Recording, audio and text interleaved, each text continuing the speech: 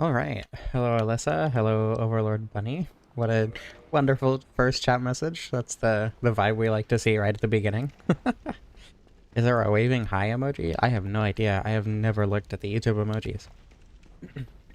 So at the start of the stream, what I was going to do was not have the master key and to kill the Asylum Demon with Black Fire Bombs as my starting gift instead, but while starting as the Bandit class, while Thief is the only one that starts with the Master Key without choosing it as my starting gift. But apparently, there's another way to get the Demon's Great Hammer that doesn't involve killing the Asylum Demon in the first encounter, so I'm going to do that instead, because I didn't know that was a thing, and I think that's fun to show off. And I need to go to the place that it is anyway. Actually, usually that doesn't happen until later in the stream, but I don't know. Not exactly complaining about it. Admittedly, this is a run that I haven't entirely been looking forward to. If I remember correctly, it is a normal Titanite weapon, so the upgrade path is pretty standard. It is a 46 strength requirement weapon, which is really high. I don't know, it's gonna be probably not super interesting, honestly. The damage is less than, like, the Great Club or whatever. So I think this is just gonna be kind of an underwhelming run, to be honest. The Bone Great Axe? You mean the Demon's Great Axe? The Demon's Great Axe, the main difference between the Demon's Great Hammer and the Demon's Great Axe, aside from the dramatic AR difference, because the Demon's Great Axe is actually the highest AR weapon in the game. The main difference is the damage type, where the Great Hammer does strike damage and the Great Axe does standard damage, despite them looking like they would deal similar amounts of damage. Hello, man. Oh, welcome. You are also Bunny. That's true. There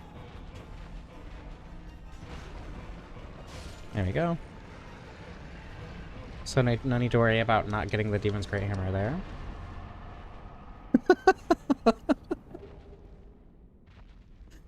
Mano abusing her mod powers.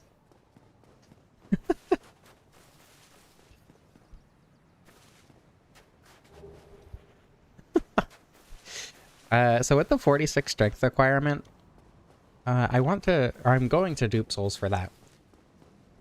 And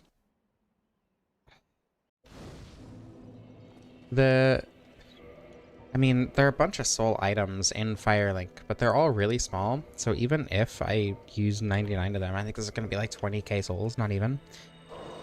Yeah, so I don't know. I guess I'll just grab a bunch of soul items. I do need a lot of strength. This might be enough. Is that going to be enough to two-hand it? I don't know. I do also need quite a bit of endurance to not bat roll while naked with it. One of your main weapons in your first playthrough? Did you kill the Asylum Demon, or did you trade for it? Pardon me. Okay, first and foremost, going to the depths for two things. We need a sack from the butchers, and we need the large ember. I'm gonna two-hand it for at least a good portion of this stream, because 46 strength is a lot. Use the black fire bombs? Yeah, okay. I guess first playthrough Master Key isn't as important, or isn't really important at all, really. I wouldn't say it's super important in subsequent playthroughs, as long as you know that you can go through the Valley of the Drakes to get to Blighttown. So you don't need the Master Key to get to Blighttown early. Without going to the Taurus Demon. Oh, that was even worse. Hold on, I got this.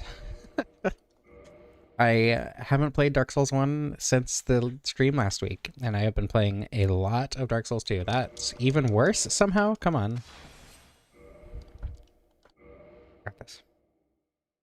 Look at it eventually.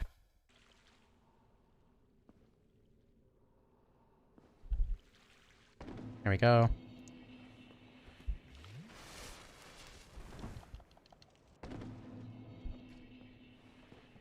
Have I 100%ed Dark Souls 1? Define 100%. Is I have every achievement. I've used every weapon, but I haven't, like, gotten every single weapon and spell and gesture and everything on one single character yet. So, I do plan to do that eventually. Yeah, I've gotten all the achievements in Dark Souls 1, in Bloodborne, and in Elden Ring. And I'm really close in Dark Souls 2. I just need Master of Miracles, Pyromancies, and hexes. Surprisingly tedious. I didn't actually find it that bad, honestly.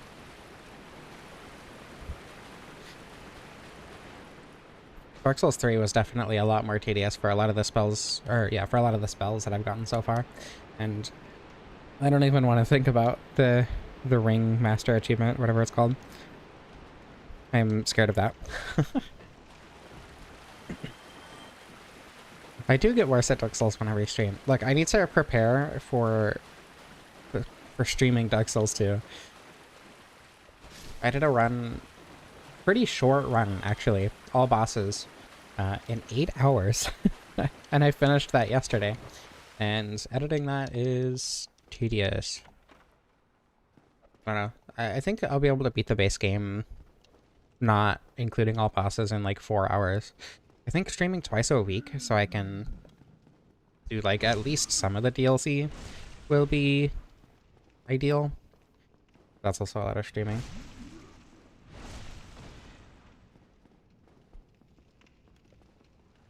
Yeah, Dark Souls 3 NPC quests weirdly feel worse than Dark Souls 1 NPC quests. Despite, you know, the seemingly... Despite the idea to be making them easier. Or like more intuitive, I guess is a better way to put it. I don't know. A lot of the NPC encounters are a lot more natural in Dark Souls 3, but a lot of the steps are really weird. Like, killing the assassin in Henri's quest is like, how is anyone supposed to figure this out? I guess it's not, like, super obfuscated, but I never would have found that on my own, at least. Hey. Come here. Peace. Yeah. God damn it. It's always the dogs. That's not a one-shot. That's so sad. Lemur Great Hammer, indeed. No. Okay, one more dog.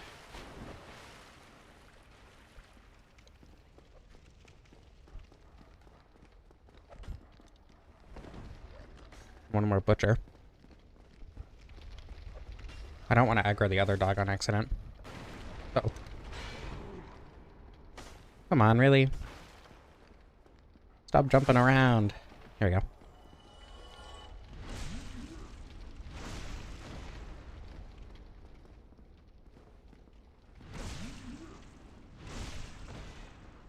I don't think I've ever finished... Yeah, I don't think I've ever finished Siegmeyer's? That Dark Souls 3 quest. Onion Man Dark Souls 3 quest. Okay, so we have what we need to get the hammer. Dogs bounce on a weapon block? I don't remember. I don't have a bone.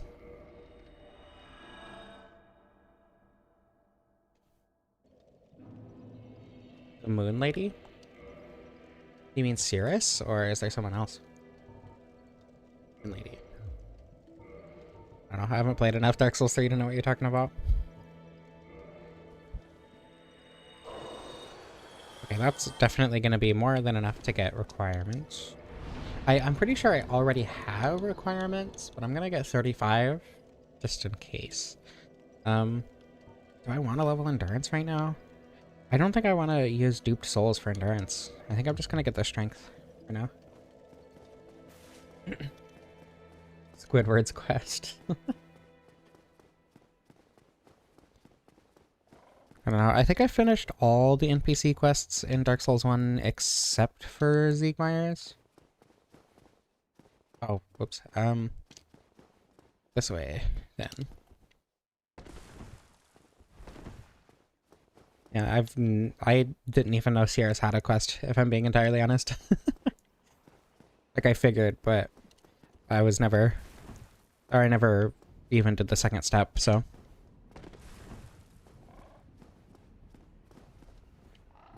No! Damn it. Okay. If my brace would stop falling off, this Velcro is really falling apart. I need to get... I should probably get compression gloves so I don't have to fiddle with Velcro ever again. A lot of faith for the next FromSoft game. I mean, like, are we talking Duskbloods or the next one? Because, I don't know, I've never really looked up to FromSoft as a company. Especially after, well, I don't know, especially after Elden Ring, really. But, I don't know. I think if it looks fun, I'll play it. And that's my personal philosophy. PvP really does not do it for me, so I will not be playing Duskbloods. I don't know, I really loved Night Rain, and the DLC is coming out next Thursday, which I'm super excited for. We got... Oh my god. Hold on, I'll get this eventually. We got Remus Lupin and The Undertaker as characters. Gonna be super fun. Switch to exclusive? Yeah, I think so. Everything that's vaguely similar to Bloodborne is just gonna be a console exclusive. Oh my god. I'm gonna go around. This isn't worth it.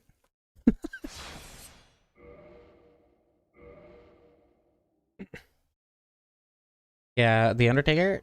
Jesus, The Undertaker for the Night Rain DLC, it seems like a character that I am gonna have a lot of interest in. Because hammers are cool, and Strength Faith is cool. I don't know, thrusting swords are a really fun weapon type, but if he's just gonna be another int character, like, I don't know how excited I can be, to be honest. Or isn't he arcane? Because our other arcane character isn't exactly good.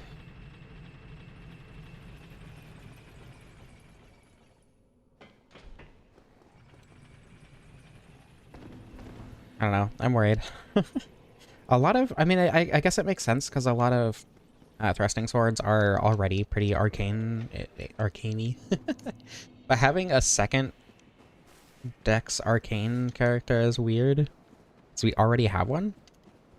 Like, he's not good, but we do already have one. I wouldn't call Iron Eye an arcane character. He has an A. He has a A or B in arcane, right?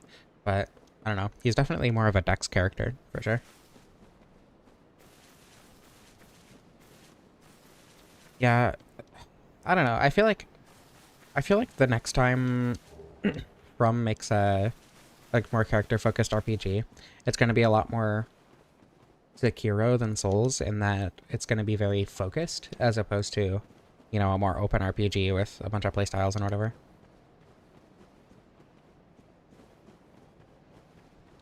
Yeah.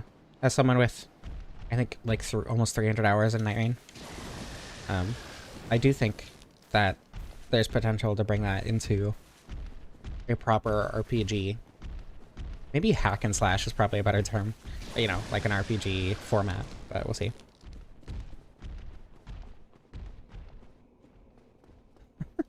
YouTube's phone UI is broken. Yay. That's so cool.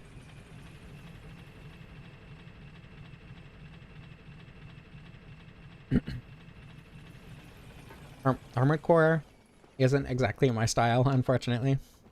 I've tried to get into Armored Core a lot, and I just cannot do it, unfortunately.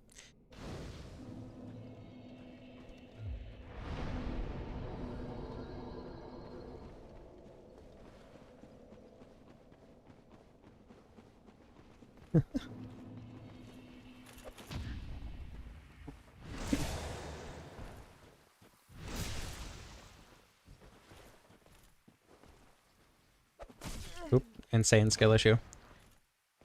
Simply incapable of parrying.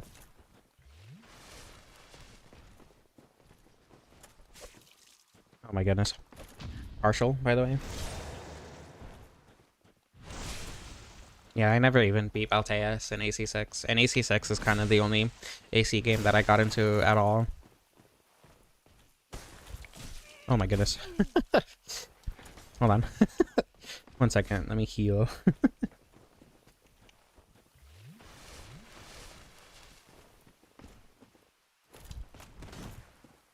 okay. I didn't think I'd be able to parry that one. Just in terms of skill. There we go.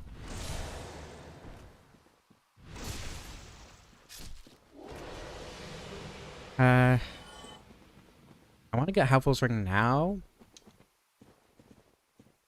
but it's also going to take longer if I don't get the hammer first. I don't know, it's just a Havel, it's fine. Oh my goodness. I need to be drinking more water.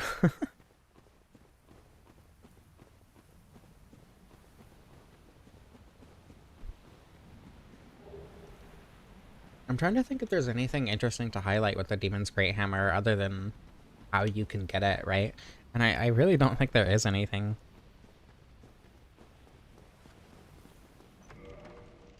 I don't know. From as a company, Dark Souls is kind of the only thing they've made that has really particularly interested me personally.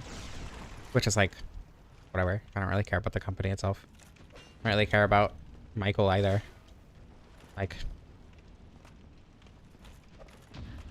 I think the fact that Elden Ring, that Miyazaki has specifically said that Elden Ring is as close to his ideal game as he's gotten, really destroys my faith in the idea that he'll make something in the future that I like more than Dark Souls 1 or 2. And the fact that Takamura made Dark Souls 2 something that I enjoy far more than, you know, Dark Souls 3, Demon Souls, whatever. And I probably only like Dark Souls 1 more because of autism. I don't know. I have no investment in any particular director or company or whatever. Whoa, Pasaka's here early. I don't know, I've looked into a lot of indie Souls-likes. There are a lot of really good indie Souls-likes, you know? I loved Another Cub's Treasure, I loved Thymesia. Oops.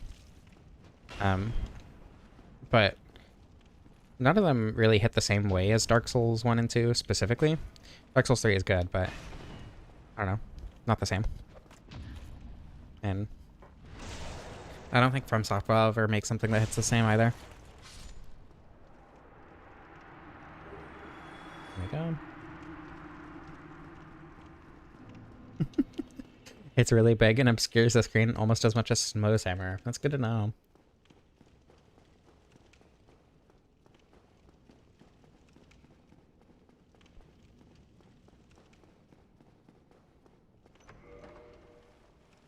Dark Souls 1 is a lightning strike. I think Demon Souls and Dark Souls 2 were as well, right? Like, Demon Souls set the foundation for Dark Souls 1. It's not like Dark Souls 1 came out of nowhere. Demon Souls did, but it was also just like a lot of experimentation with weird ideas that Miyazaki had, right? And then Dark Souls 1 was kind of an evolution of those ideas.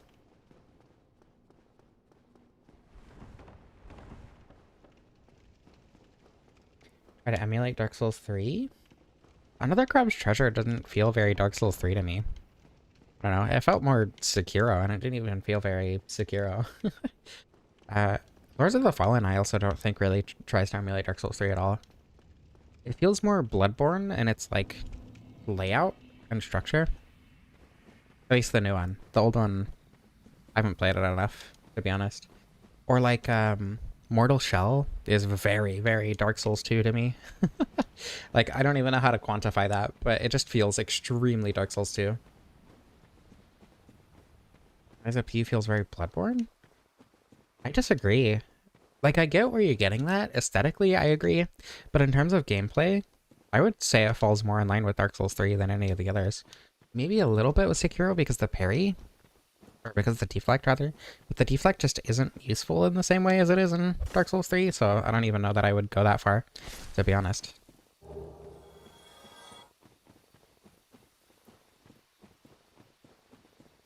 The levels?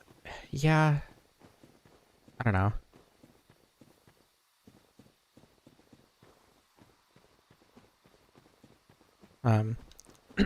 I liked Steel Rising quite a bit more than Lies of P, honestly.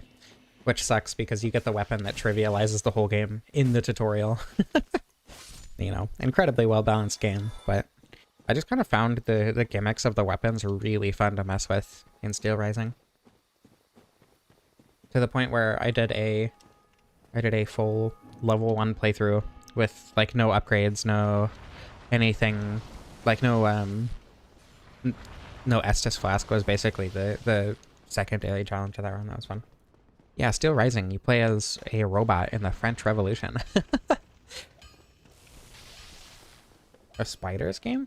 What do you mean by that?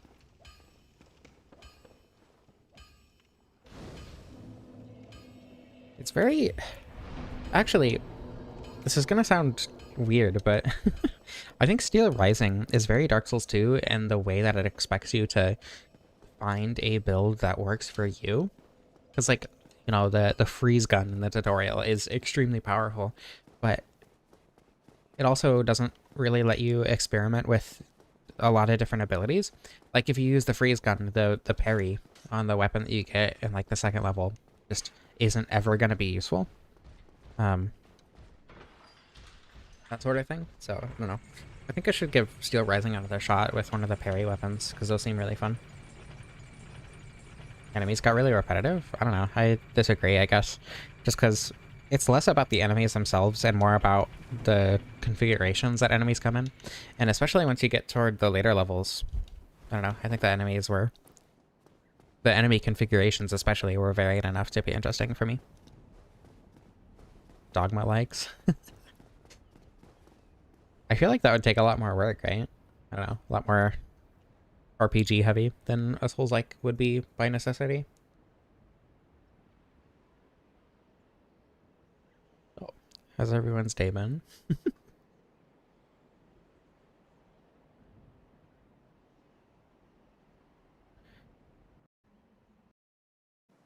Like Christ. True.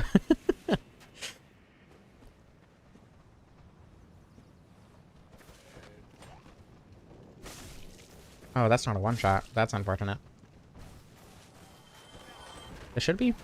Yeah, okay.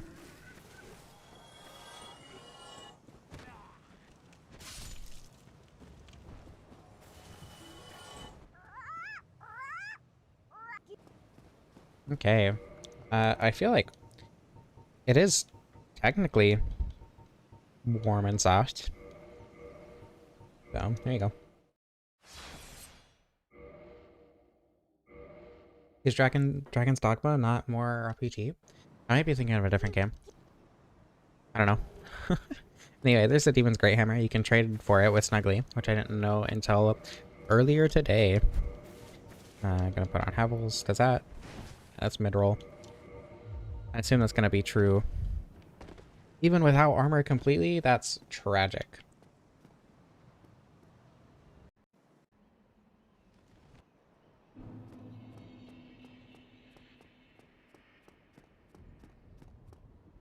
I don't know. For me personally, a lot of the games that I love are really not replicable in any meaningful way.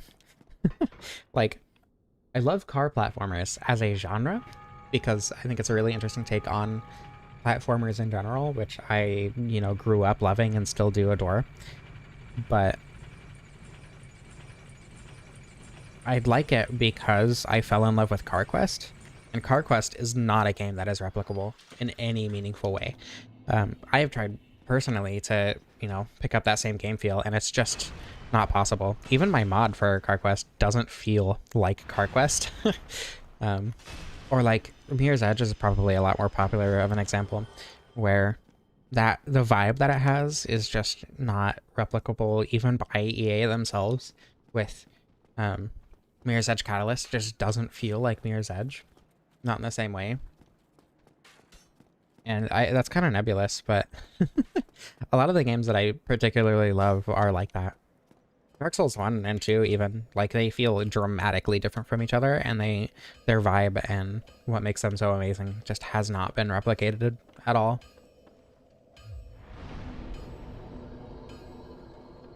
Yeah, I think that I feel like the idea of the Demon's Great Hammer is to be like a New Game Plus challenge thingy more than its own proper good weapon. That's kind of what it feels like to me. I don't know. What if I got rid of a bunch of my extra souls like this? There we go.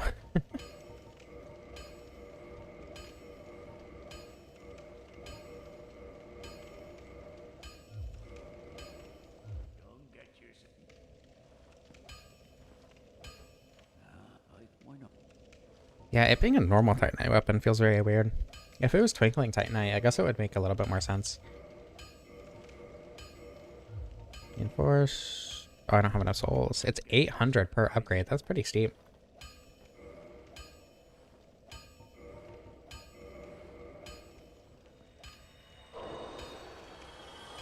Okay,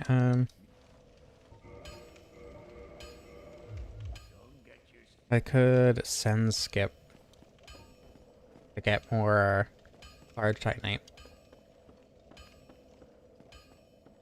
You went to Unga Bunga in style. True.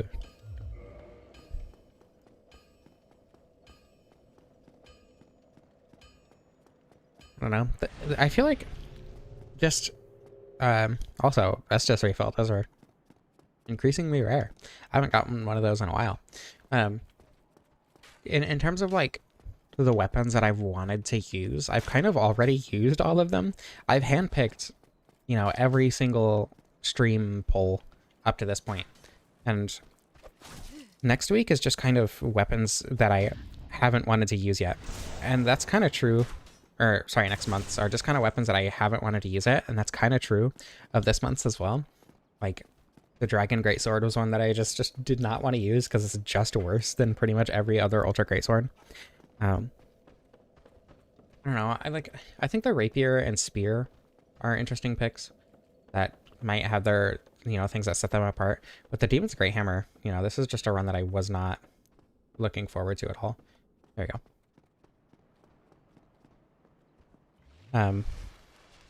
Or like the Stone Great Axe. I genuinely completely forgot to do that after the Stone Greatsword. I still need to do a Stone Great Axe run because I don't know. I just don't think that'll be a particularly interesting run after using the Great Axe, which is arguably just a better version of the same thing, or the Demon's Great Axe, which is the highest AR weapon in the game and can also be buffed. So like, what's even the point of using any other Great Axe? I don't know. Like, I know it has a special attack, but I really don't think that'll be enough to make it interesting to use for me. Yeah, Sunskip is rough if you're not already pretty used to doing it. But having done it hundreds of times at this point. Yeah, the Dragon King Great Axe. I love the Dragon King Great Axe because it's you know, pretty interesting to get doing the gaping tail cut on top of having the cool R2 that I think is probably just going to end up being better than the Stone Great Axe R2. Yeah, a lot of weapons exist because of PvP potential as opposed to PvE potential, and I'm not interested in PvP at all. So I don't know. I guess it's just not made for me.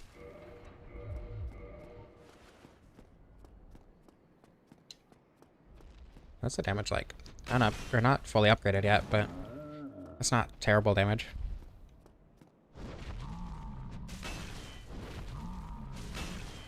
Yay, incredibly slow weapon. That went so well last time. There we go. If PvP wasn't a factor? I don't know, I disagree. I don't personally enjoy PvP, but I know a lot of people really do. So if for no reason other than other people enjoy it quite a bit, I have no qualms with PvP existing and certain weapons existing for PvP. Because, like, while in general, I do think that weapons being balanced for PvE instead of PvP is more fun, I do think it can add a little bit extra challenge, you know? Like, I don't know, parrying dagger kind of only exists for PvP. It's not like parrying is incredibly difficult in PvE at all, nor incredibly useful a lot of the time, beyond Black Knights or whatever. Those enemies are already extremely trivialized by parrying, regardless of what you use. But I think the parrying dagger being used as a weapon itself is a fun, stupid little thing that you can do for PvE. Look, the Dragon Greatsword is just uninteresting. I love the Dragon King Great Axe. That's my favorite Great Axe. You know?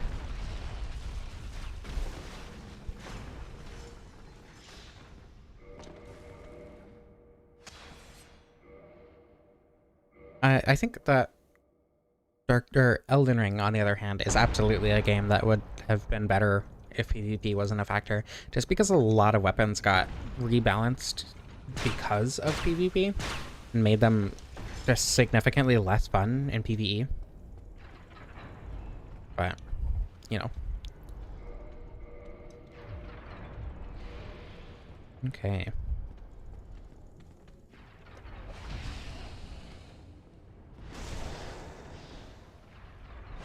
Bad. I don't like it in any of the games, including Dark Souls 3, unfortunately. Just really not for me. No.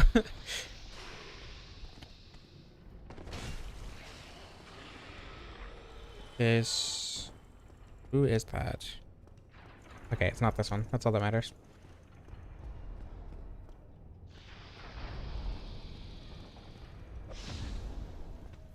There we go.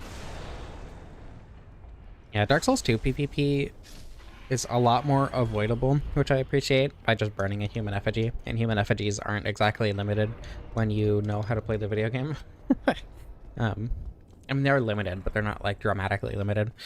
And I like that quite a bit. I think Dark Souls 2 PvP is also a good implementation in how being human makes you more likely to be invaded, but doesn't completely remove the chance. And then there's a 30-minute timer after you beat a boss, which is plenty of time to do whatever in that level without getting invaded. I actually got invaded during... Challenge run isn't the right word, but I got invaded during a run that I was recording. And I was using the disc chime, and only the disc chime. And I had Great Lightning Spear equipped, and that was it. And I ended up winning, and I was very proud of myself. And I feel kind of bad. What R2 does this have? I think it's the slam one. That is not at all what I expected when I said the slam one. I was expecting her to flip the hammer upside down and slam it down, not just a regular smack.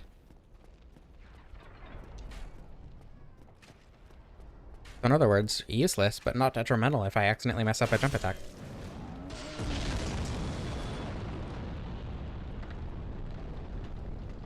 This chime was really fun in Dark Souls 2. I'm hoping to get that video out this week, but 8 hours of footage is pretty rough to edit. So we'll see if I end up getting that out this weekend.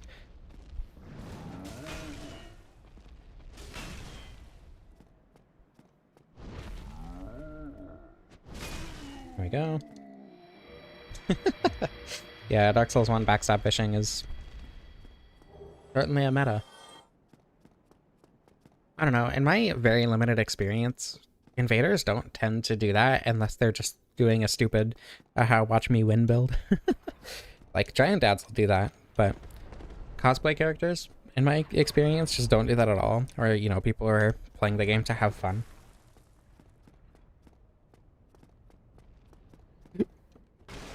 I think I need to buy a large shard.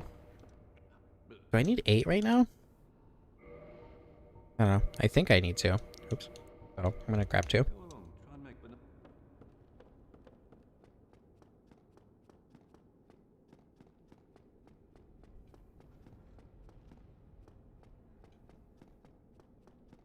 Dark Souls 2 has so many cool weapons. God, I'm so excited to start streaming Dark Souls 2, but that's gonna be a lot of streaming. I don't know. I think the first bowl I have picked out will be a nice microcosm of what Dark Souls 2 has to offer. And I think just like the amount of progression paths through the game is really interesting.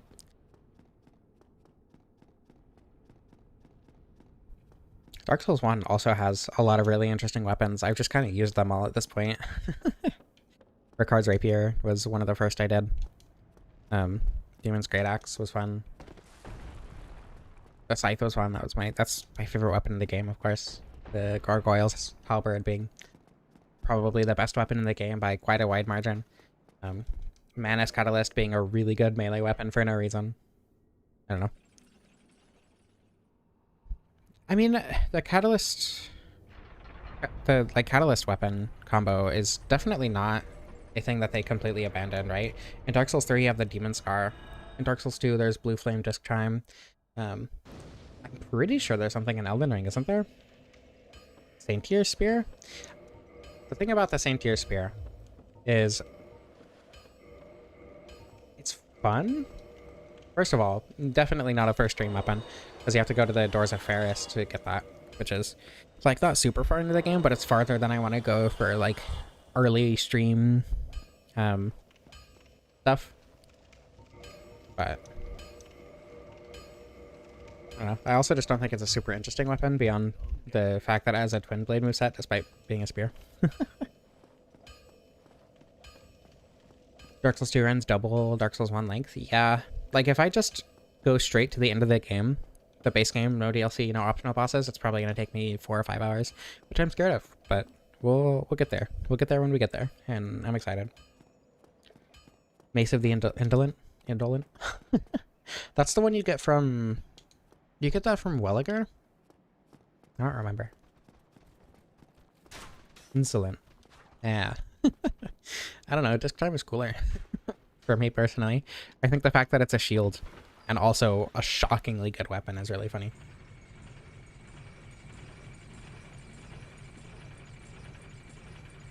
In the Undead Crypt. Okay.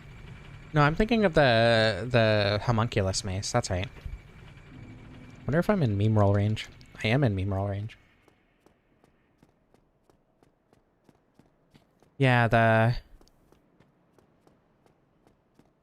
weird, like, bow-shaped twin blade. That's one I've been wanting to use, too.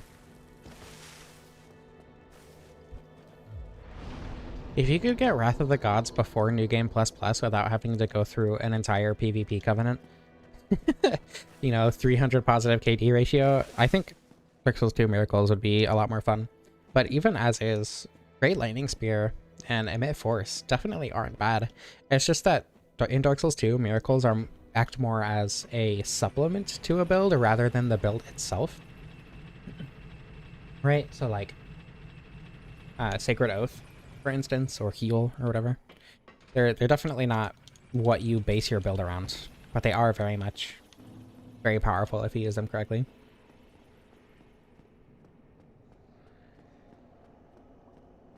Like for instance, if you're fighting, say, the Royal Red Authority, Emit Force gets rid of 3 of the dogs super quick, super easy, and then you only have 1 dog and then the big dog to deal with, instead of, like, you know, using a bow. Yeah, Blue Flame is really fun. As a catalyst, it's not insanely powerful, but it's very, very fun to use. I did a Blue Flame Moonlight Greatsword build, which was...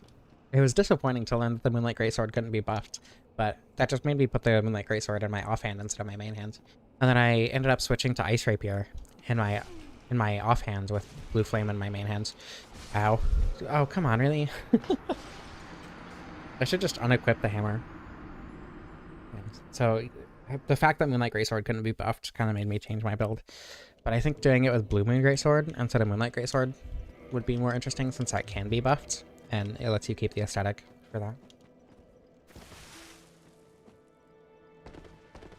Fairy and Sorcery Sword is a catalyst testing sword, but that's only in the DLC. Yeah. I mean, there's also just like weapon arts in general, which are kind of spells on their own, right? Some of them. So I think there are definitely weapons that could be argued to be catalysts.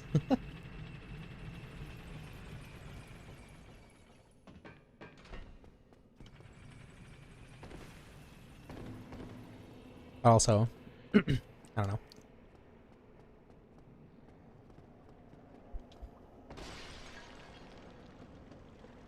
Elden Ring had so much potential as like it was such a cool game, but I don't know. The bosses are extremely underwhelming in Elden Ring for me.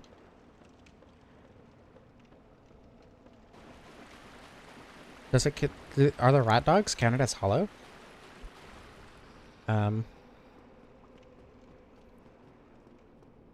don't know what miracle that is, but I think I know what you're talking about.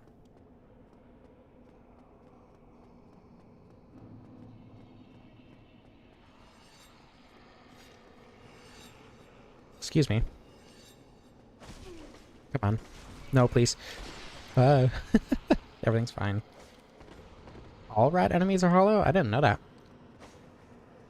I'm sure there's some lore there.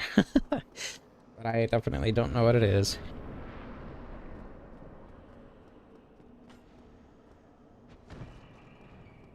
Dead again? I thought that was the one that makes dead enemies explode or whatever. Solarbees? Solarbees, okay.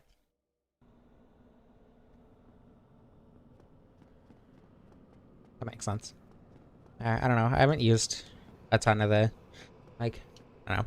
When I do the Master of achievements, I try to do a build based around that. So, like, I'm in the middle of a Pyromancy playthrough where I'm trying to get Master of Pyromancies. Just because I think that's the most fun way to get the achievements. And I'm using... I made the wonderful mistake of using Scorpion Stinger along with Pyromancies, and I'm kind of exclusively relying on the Stinger because it's just better. I'm barely using any Pyromancies, but once I get Great Combustion, I think that'll change a little bit. Majula pigs are hollow. Interesting.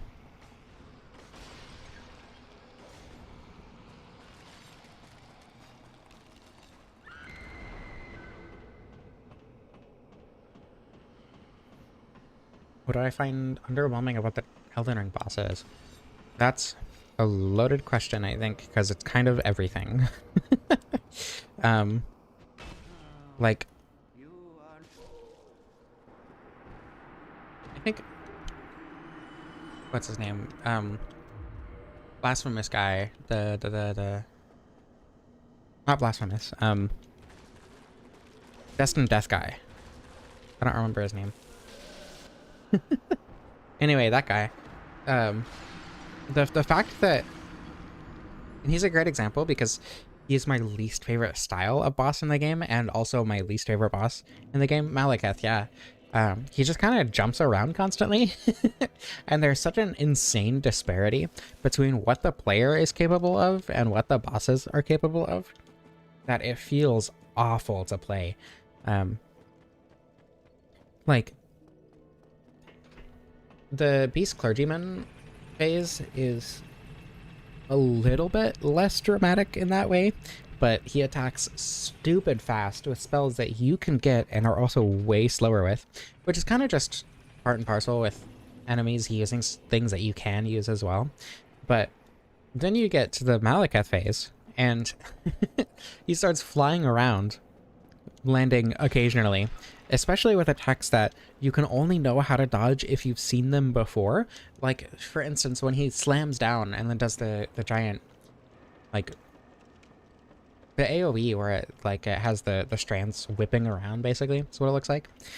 The only way you can dodge that is by landing, or by positioning yourself such that he lands in front of you, and you cannot know that's how you dodge that the first time you see it. Like, you can't sight read the bosses, which admittedly you can't sight read every Dark Souls boss either. At least not to a perfect degree, but it's so much more egregious in Elden Ring, which is something that I hate about it. On top of just like how long it can be before you're even allowed to attack again, and obviously Elden Beast is another great example of that, and also probably a much more infamous example of that. So with Torrent being there, I think is a lot less egregious as well. I don't know. Or like Godric is a good example where you just kind of have to stick at medium range, which is fine. I think because you have to do that with, say, Manus anyway. Manus isn't exactly my favorite Dark Souls 1 boss, but once I learned that you just kind of stick at medium range until you're guaranteed a safe attack, it became a lot more fun. And you have to do the same thing with Godric, but the rest of the game kind of teaches you the opposite, where it feels like you're supposed to be aggressive because it feels a lot more like Dark Souls 3, for instance, right? I don't know, it feels like it goes back on a lot of the things that it teaches you in the middle of the game. Like the fact that Godric just has an attack that he can pull out instantly that will damage you if you're not at mid-range. You just kind of have to stick at mid-range the whole time. That's a lot slower than I was expecting. I'm dead. Never mind. You had mercy and used an attack that I could handle.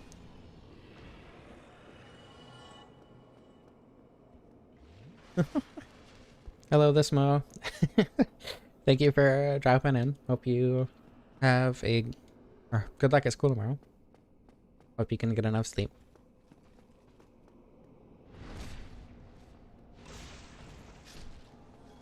And like, it's not even that bosses feel stronger than the player character. It just feels like they're so much more capable. Because you can, you know, get lucky, press L2 a couple times, and Malekith dies. But the fact that that's how it felt like I was supposed to engage with the insanely overpowered bosses is just not fun. Like, yeah, I can press L2, do a stupid amount of damage. But what if I want to use a weapon that doesn't have an L2 detonate the boss button? And then it just gets a lot less fun. And I very much experienced that in my multiple playthroughs using only the Claymore, where I tried not to summon. My conceit was that I would not summon unless I was not having fun with the game. And I ended up summoning as soon as I got to the mountaintops. Like, there are just so many bosses and enemies that are not fun to take out on your own, for me, personally.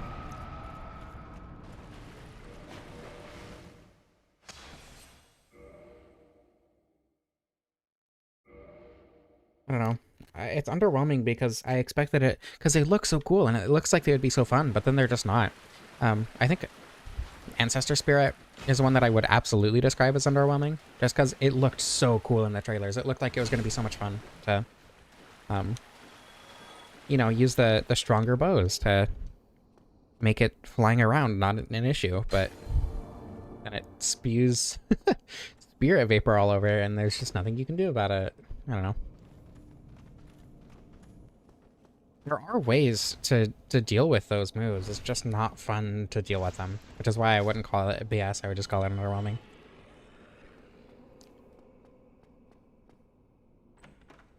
I like General Gaius. General Gaius was one of the few Elden Ring DLC bosses that I thought was actually fun. The only ones...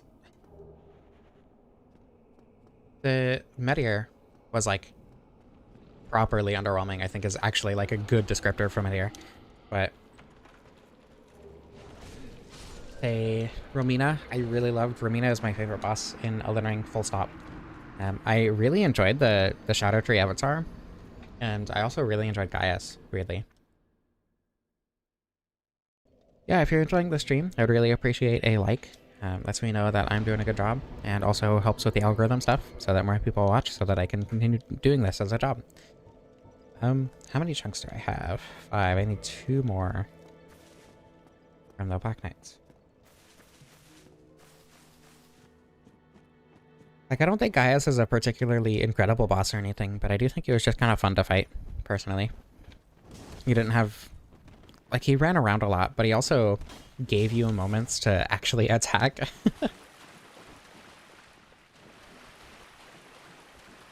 Yeah, a lot of the bosses that I don't like in Elden Ring, I really, really love in Night Rain. Like, was a good example. There was one boss that fighting in Night Rain made me actually really enjoy it in Elden Ring.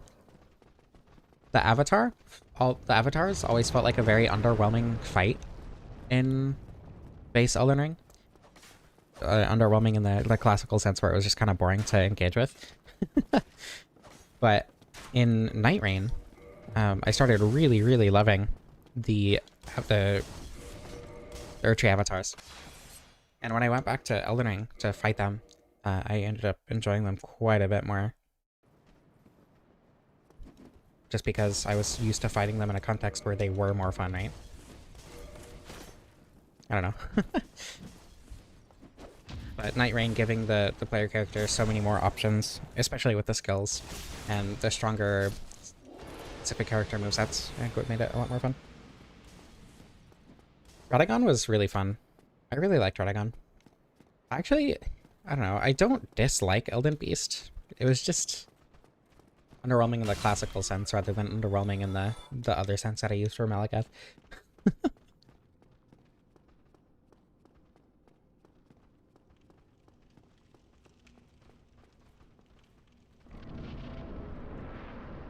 Are you, by chance, thinking of Radahn, not Radagon, Overlord Buddy? Because there's Promised Consort Radahn. I don't think Does Radagon have consort in his name?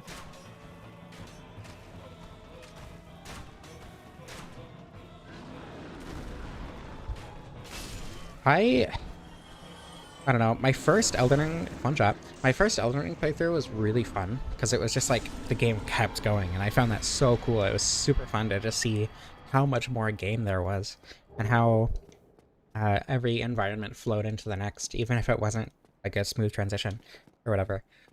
And seeing how each environment interacted with the next, and how the your progression through the game was so. I don't know. I really liked my first playthrough because there was just so much to discover and experience. And then, oops, that might get me killed actually.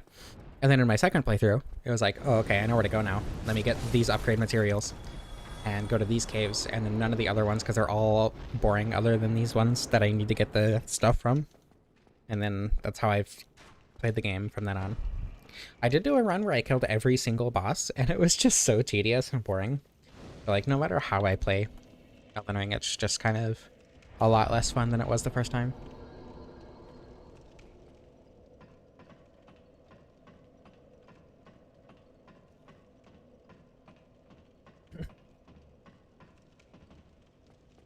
The Radon Festival, like the Radon Festival is a great example of something that I loved in my first playthrough. I thought it was super cool to summon, a bunch of NPCs that don't actually make the fight harder, or, give the boss more health, and to just tackle this huge enemy together.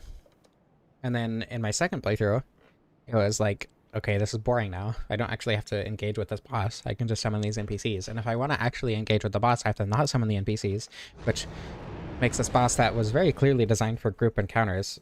You have to fight it one-on-one, which is just not fun. And a lot of his attacks are very weirdly telegraphed and timed, which is a problem that permeates all of Elden Ring as well.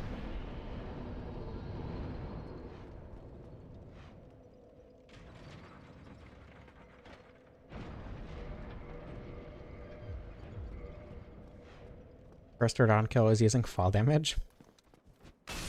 Didn't they end up patching that?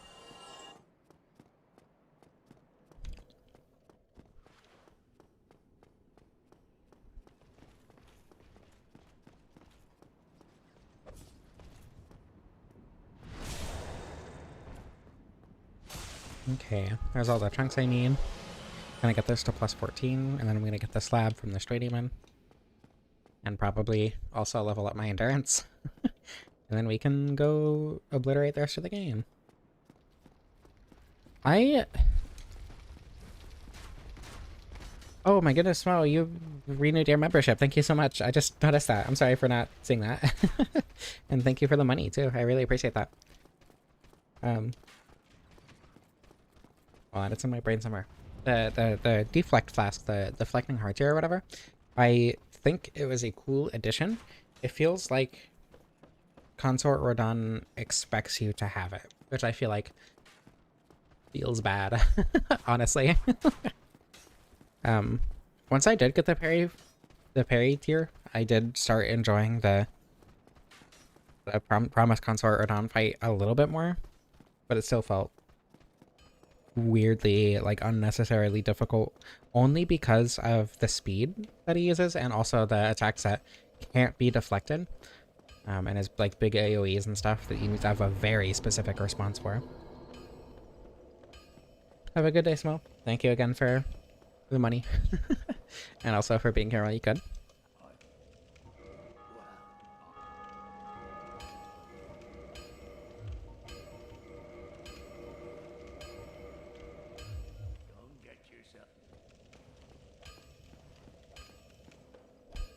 Yeah. It's just, I don't know. Learning Promise Consort Radon isn't particularly fun, in my opinion.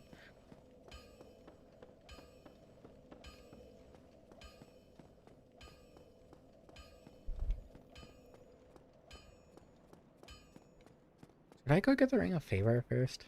That's probably not a bad idea. Because that might make it so that I can actually fast roll. While completely naked, at least.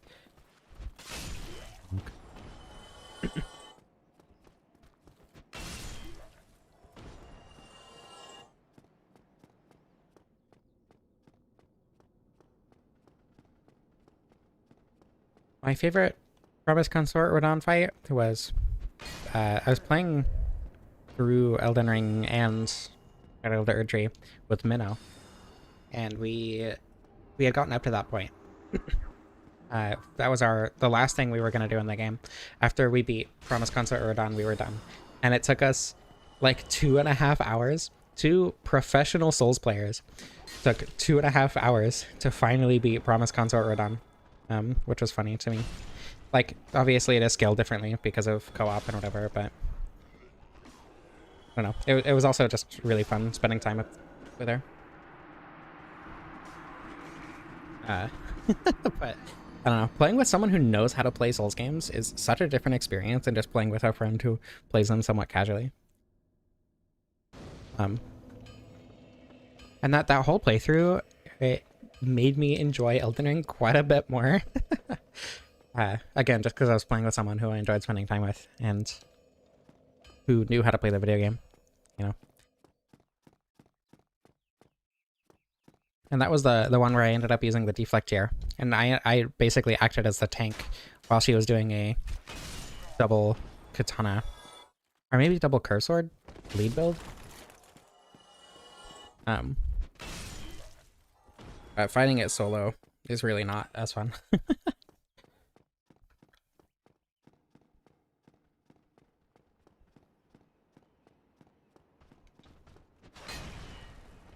Oh my goodness. Hummer. Indeed. Okay, I'm not gonna get one shot by the hollows this time because the buffer is dead. That's what really matters. But the moveset is not particularly good for tiny hallways. Wow, that is a lot of stamina consumption. Ow. Wow, that was extremely greedy. I should just heal.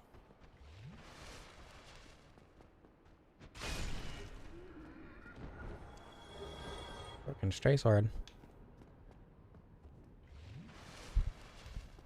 It occurs to me that I can't say that I've used every single weapon in Dark Souls until I use both the straight sword hilt, which I'm actually working on a run for, and the broken straight sword, which I think will make the game a lot easier than the straight sword hilt because it does like double the damage.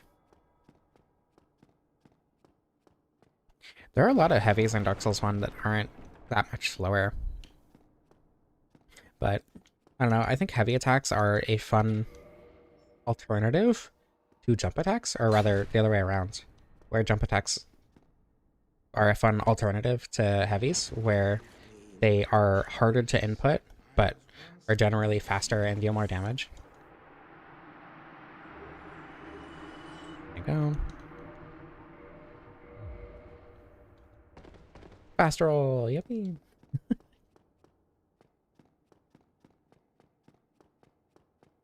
But I don't know, heavies definitely have a different utility than jump attacks for sure.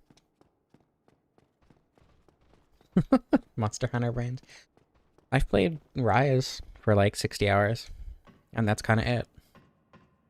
And I used the glaive because it was fun to fly around.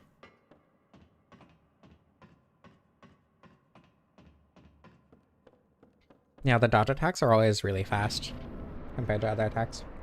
I was gonna get a plus 15 before fighting the gargoyles, but I really don't think it's gonna make a difference. Bonk. Yeah, no. Not at all.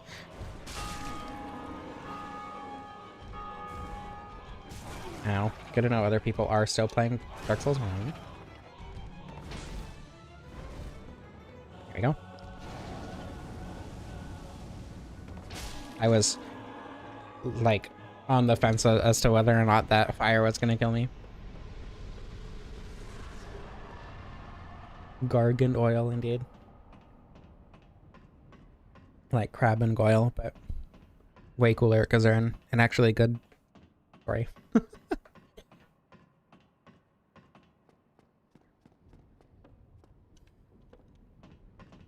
And also aren't racist, probably.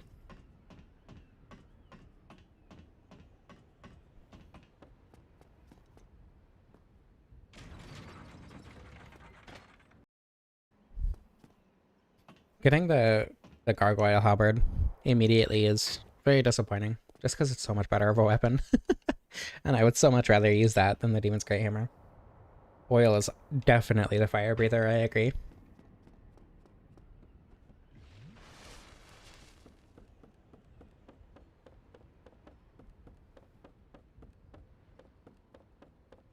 From the Taco Bell they protect. True. Makes sense. Wish Gargan Oil weren't Republicans. Yeah, same. Is there a reason? They specifically added the bone to the Quelaag Bell after, like, in a patch after the game released, and it was because, well, they added a bunch of Homeward Bones. Like, they added the Homeward Bone to where you get the, I think it's the Divine Ember after the Moonlight Butterfly. They added one to, is it Ceaseless? I think Ceaseless drops a Homeward Bone. None of the bosses and whatever had Homeward Bones after you beat them in 1.0. So that was added afterward. Least favorite gay Republican couple. It's funny.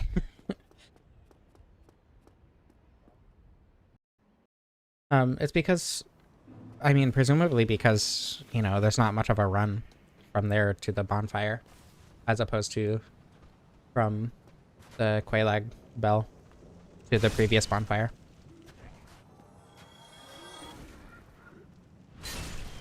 There's a bonfire in view, but it's also a fairly long walk to it. Like, it's not incredibly long, but I don't know. Yeah, it's probably so you don't have to go back through the swamp, actually, with the Quelaag Bell bonfire.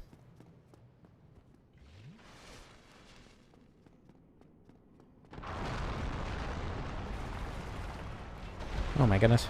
Okay, let's see our damage. That's not bad at all. Definitely better than I was expecting.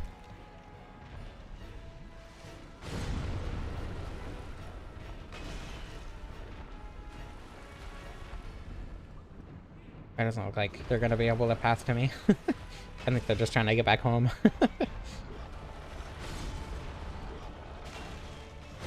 Oh my goodness. Oh, never mind. I think they are gonna attack me. Maybe?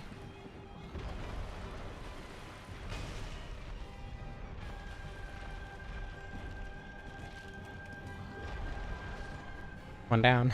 Two down. Oh.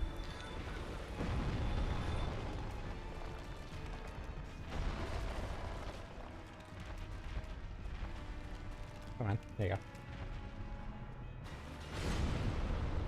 There's a bonfire really near Quelaag that's after her, right?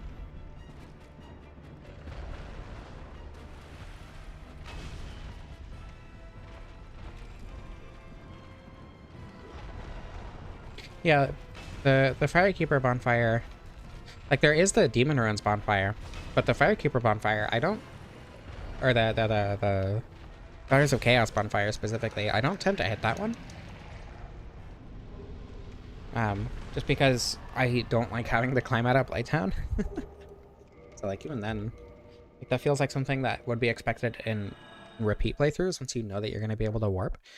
But in repeat playthroughs, you also generally don't want to rest at that bonfire. That's not the one I want. In general. I think I'm going to get 20 Vitality, 20 Endurance, and then level up my Strength to 46 or whatever it is. What if you need to get dewormed? True. I always need to get dewormed. Never mind, I'm not going to elaborate on the joke that just popped into my head. I don't think YouTube would appreciate that one very much. A common fox ailment, indeed. Like every other week.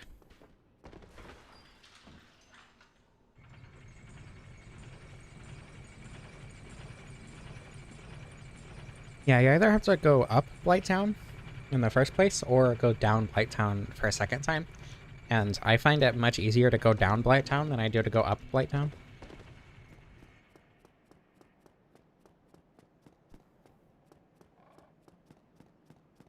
I don't know, I think the Homeward Bone is more useful for new players, because experienced players are already going to have a Homeward Bone, right? While new players are gonna want to use the Homeward Bone to get back to a bonfire after ringing the bell, which is why you get it from the bell and not Quelaag herself. Just to, like, first of all, so they don't have to go through the Poison Swamp, but also because they just beat a fairly difficult boss. So, I don't know.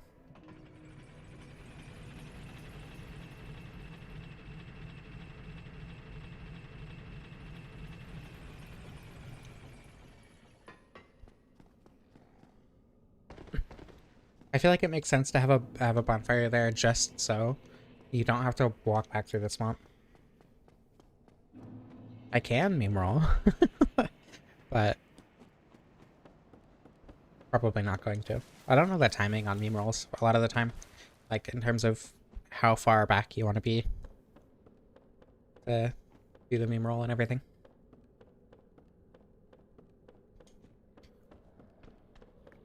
I don't know. Going up Blighttown just takes longer. Meme roll is scary, I agree.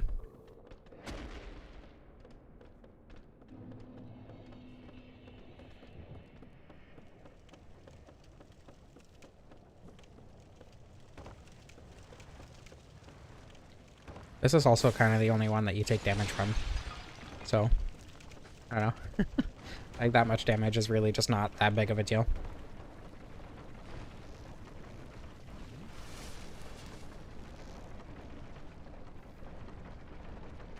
Meme roll. Scheme roll. Scheming.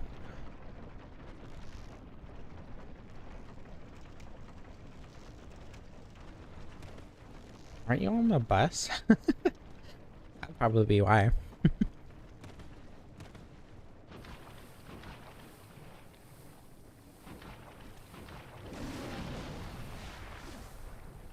Okay. I don't think Quelaag is going to be difficult at all, actually. But we'll see. I don't have a plus 15. I forgot to go down Andre. That's fine.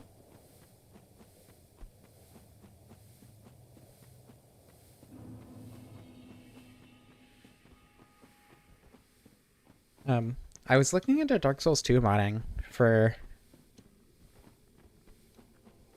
what I want to do. As I want to make immolation function more like Power Within, and what I was gonna do is I was gonna add the Sacred Oath effect to immolation and then modify it a little bit so that it didn't give you the defense buff and only gave you the attack buff. Maybe a little bit more of an attack buff than Sacred Oath does, because, you know, I think that Power Within is a really cool buff idea that doesn't exist in Dark Souls 2, and I thought it would be fun.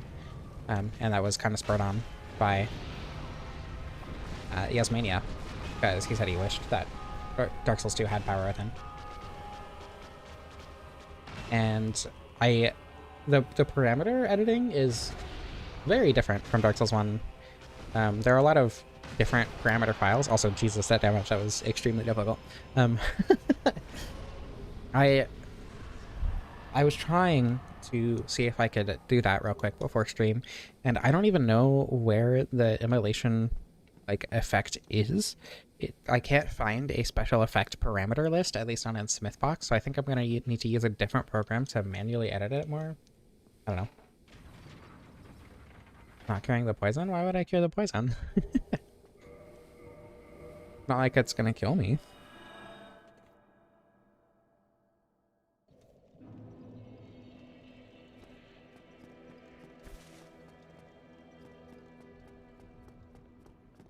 Are Dark Souls 2 invasions not already global? Oh, unless you mean like worldwide and not within the entire game world. I guess those are very different things.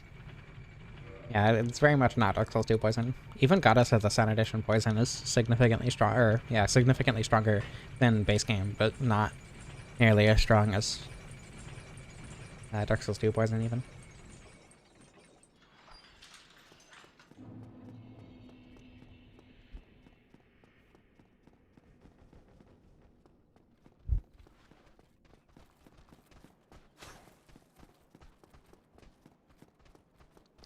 Sen. I don't know. Oh wait, I already did Sense. Iron Golem. I don't think Iron Golem is gonna be... Iron Golem is weak to strike damage, isn't he? Isn't it? Kalameet's gonna be funny, because Kalameet is very weak to strike damage.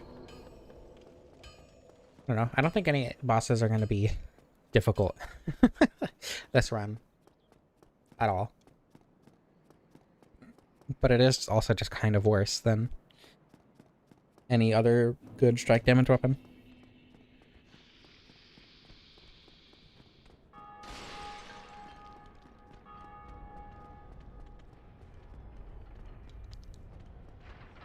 I finished a Dark Souls 2 script. When did I finish that? Day before yesterday, I think. And I haven't even thought about beginning to record that because it's like, I think it's almost 10,000 words. So it's probably going to be like a 45-50 minute video. And I hate recording voiceovers a lot. Oh, I forgot to plus 15 my hammer. Oops. Genuinely an accident. I don't know. I'll do it at the giant blacksmith. Someone should just yell at me before I... Or at least, I don't know. Worst case scenario, I get the Lord Vessel and warp to Andre. That's fine.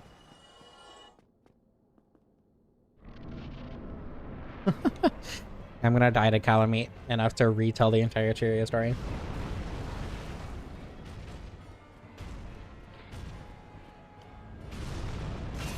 Oh my god, instant stagger. I think... I think you can tell that's going S from that damage. Not overwhelmingly disappointing, but still technically worse than pretty much any other strike damage weapon. It's Smo? I would have expected Smo to be weaker to strike because of his armor, to be honest.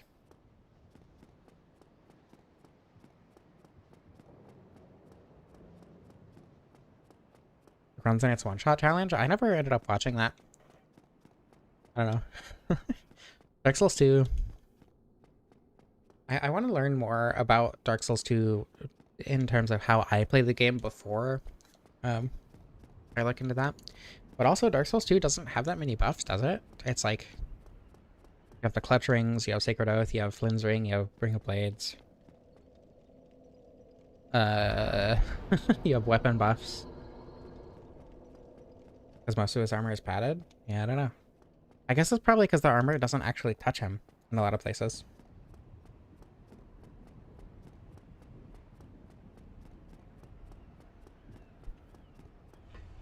The bosses are too healthy. Yeah. I feel like there are a lot of bosses you could pretty easily one-shot them. There's some that are probably just straight up impossible.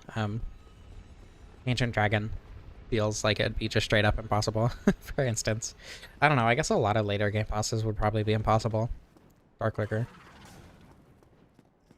Even. I don't know. Like, on Dark Liquor tier would probably be impossible to one-shot. Oh yeah, Bright Bugs. I forgot about Bright Bugs, because I don't use them.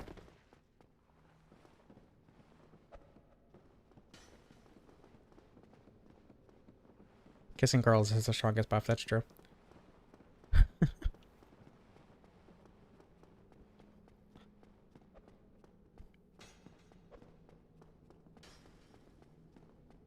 Or Dark Liquor 2-shot? Yeah, not one-shot though. It was, if I meant that it would probably be impossible to one-shot Dark Liquor. I don't know, if you can get it to split in one shot, then the second shot would almost definitely kill it if you just hit both of them.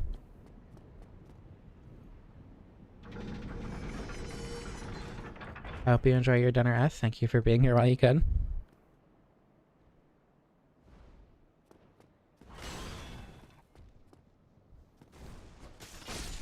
Bonk. Okay, I was not expecting that to one-shot, but I am not complaining. After the last giant? I don't know, like... I feel like you could with Flexile Sentry, Dragon Rider, maybe Dragon Slayer with certain buffs. I don't know.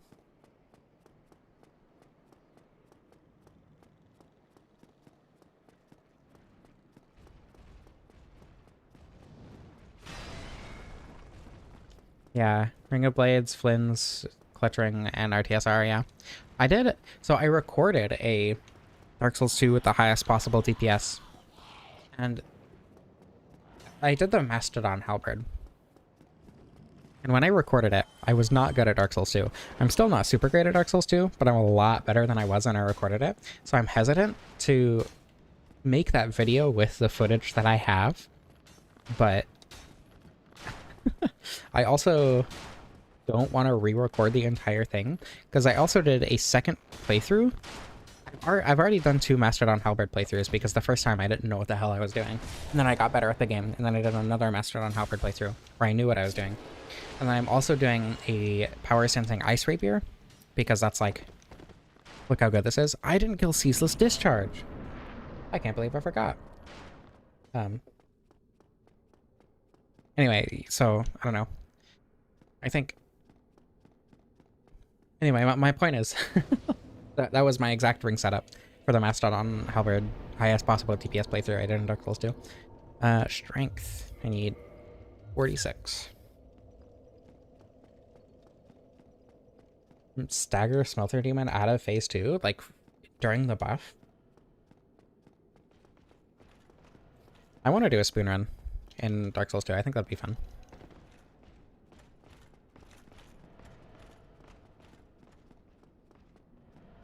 I think anything that really benefits from a mundane infusion would be interesting and fun.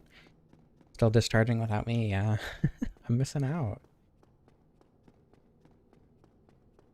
Didn't know you could do what? The jump, or is there something else that I did that you didn't know you could do? Pursuer's Greysword power stance. My first playthrough in Dark Souls 2 was with the Greysword. And Pursuers is an Ultra, right? I've been very hesitant to use any Ultra Greatswords since then, because I'm so much more used to faster weapons now. Here we go. Do a Dark Souls 2 slow run. What would I even do, though? I already don't really do slow runs. Like, I do want to do that video series like I did with Dark Souls 3, but in Dark Souls 2. The problem is, because I want to do both Vanilla and Scholar, it's just an absurd amount of work. It's so much video game to play and edit and talk over and record, and it's just so much work to do all of that, which is why I haven't continued that run. I will eventually, though. I don't know.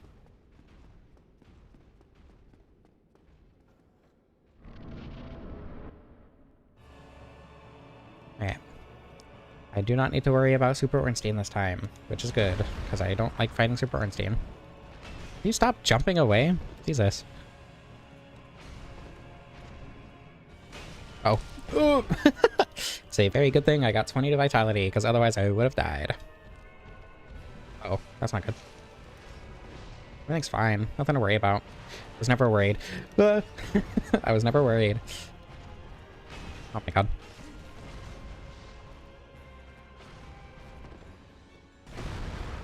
What a good fight. I like the ONS fight.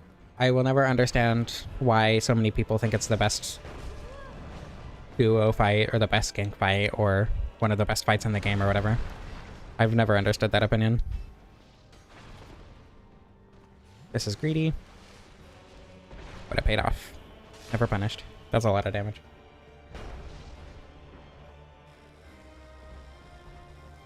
I like a lot of weapons in Dark Souls 2. There are very few weapons I've used that I didn't like. I'm dead.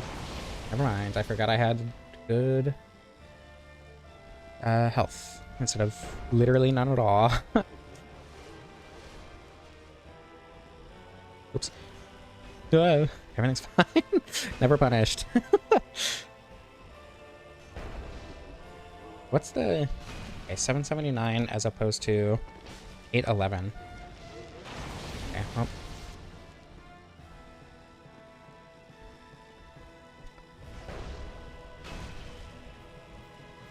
There we go.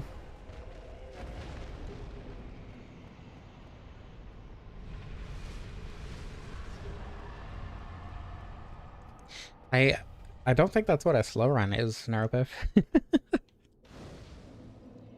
don't know. The term slow run I know from Lobos as just a slow casual playthrough of a Souls game instead of you know, a challenge run or whatever, or just like a weapon, like the weapon showcases I do, I would not consider slow runs because I don't take my time to just play the game. The Pasaka did say one thing earlier, but we also, oh, excuse me, haven't gotten to the Duke's Archives yet, so her moment in the sun hasn't come for the stream yet.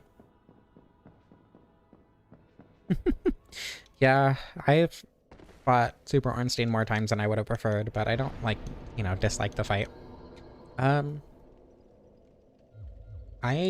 need to pee, but instead of warping before doing that, because I don't think Ornstein's hammer sounds are preferable, I'm just gonna be in here. I'll be right back.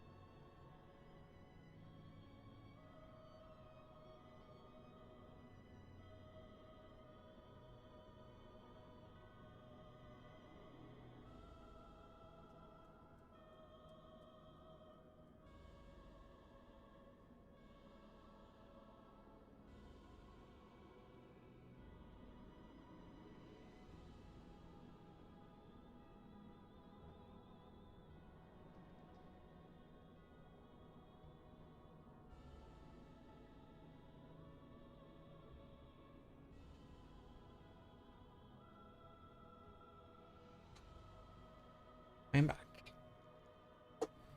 Okay.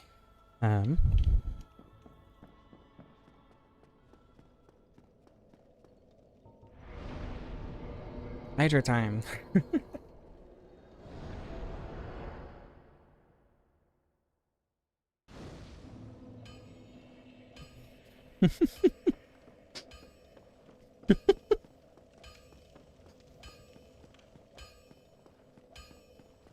You guys don't know where that stream chat is headed now?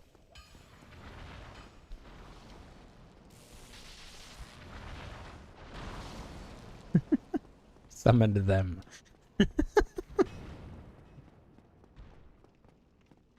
Is that a complaint?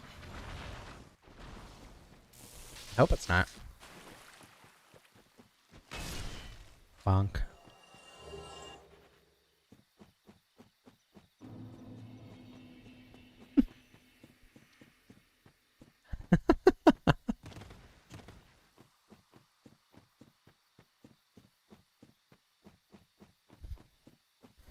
For this stream, I do not currently have live chat viewable. So, if something gets blocked, I can't see it. Probably feed the dogs. That's probably a good idea.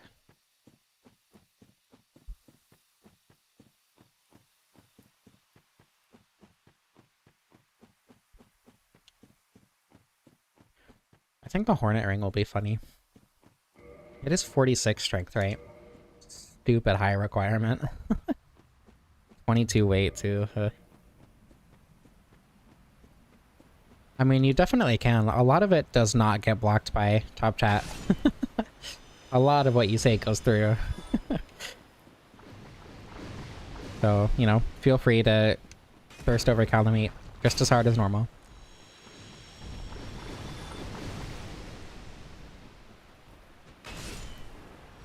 Heavy indeed.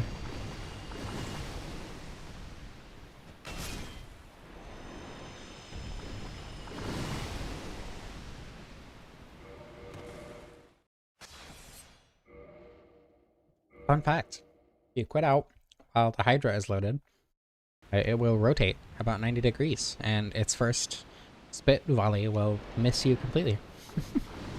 It's extremely useful.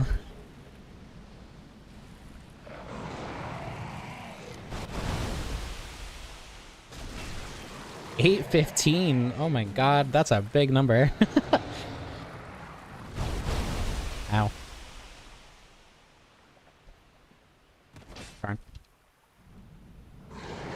Wait, really? I was expecting it to do a projectile attack.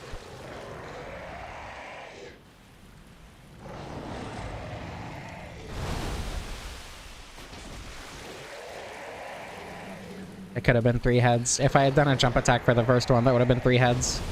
That would have been funny. I think the least I've ever done was 3 heads. Technically, you can do it in 0 if you use a ranged attack in the body, but that doesn't count.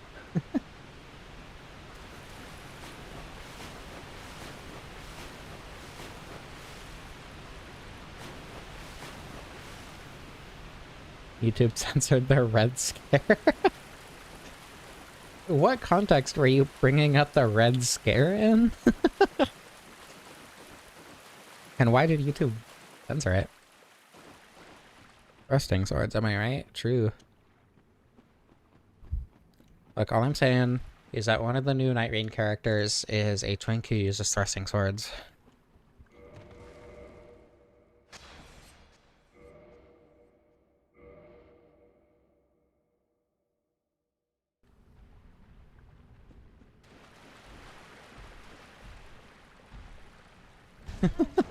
I don't know why, I didn't expect that range. I'm smarter now. You can't hit me with that again. Interesting time to hop back into stream. Yeah.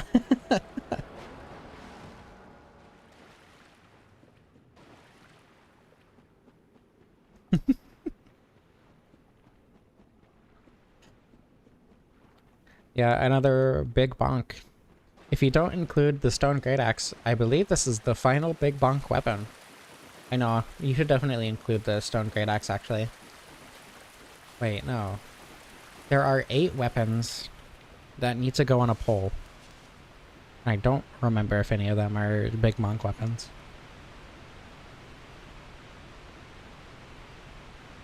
Let me check actually, while I'm climbing up the longest ladder in the game.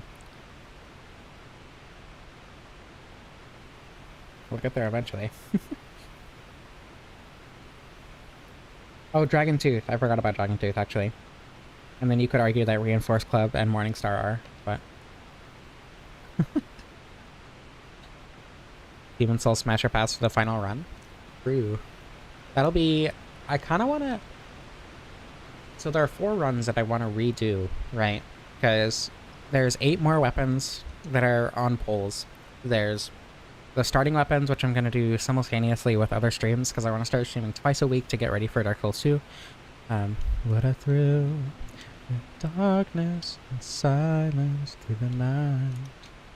What a thrill. Right. I started singing too late, so I had to keep going. And then okay, there's the spear, which is next week, and then there's the stone great axe, which I completely forgot to do and was supposed to do multiple weeks ago, which I'll also probably do as its own, like as a second stream that week.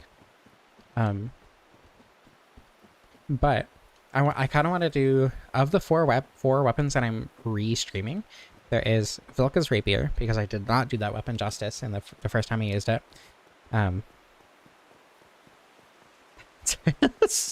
Snake Pita.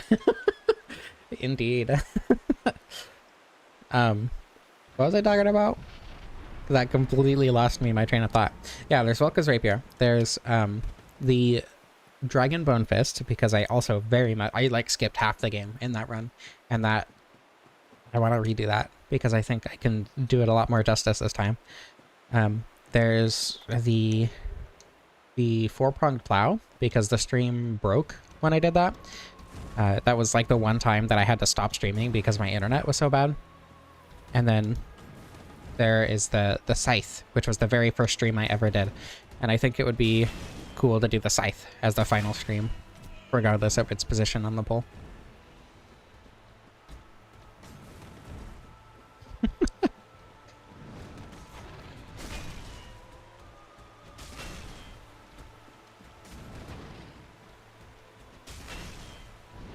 Pretty good damage. Didn't even have to worry about the limping, so it wasn't even sad.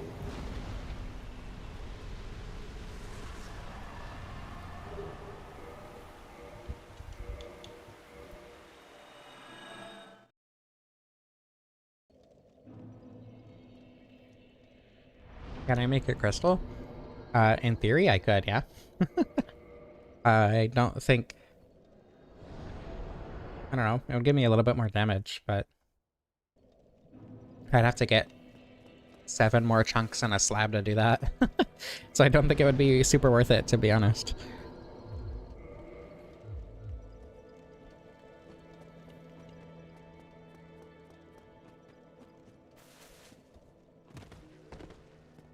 Wouldn't wish getting 7 more chunks and a slab on your worst enemy.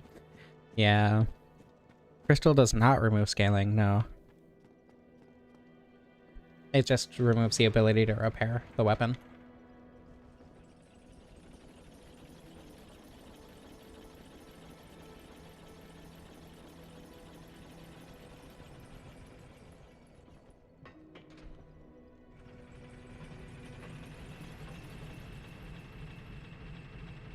I think the fact that you can buff crystal weapons is really funny.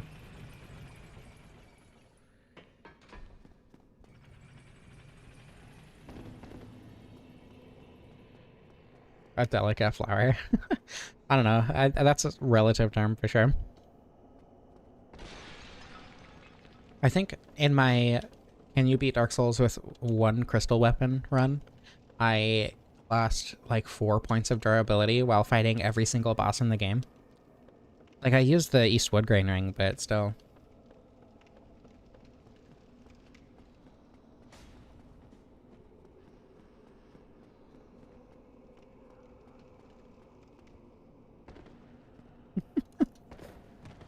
Repair your Bluetooth headphones. Definitely the same thing. If you made your headphones crystal, you couldn't repair them. I don't think you could pair them at all, actually. I need to put the ring on before I end up killing myself because of it. That's so mean. I think this is gonna be mid-roll, huh? Yeah. Crystal AirPods would be useful.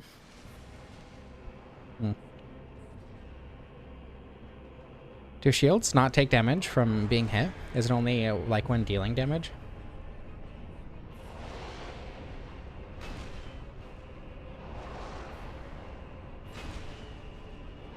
Oh my god. Wow, the stamina use sure is... I think with a little bit better stamina management there, I can do 3 kings.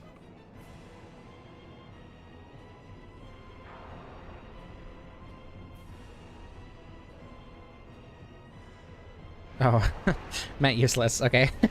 Very different meaning, and also makes a lot more sense.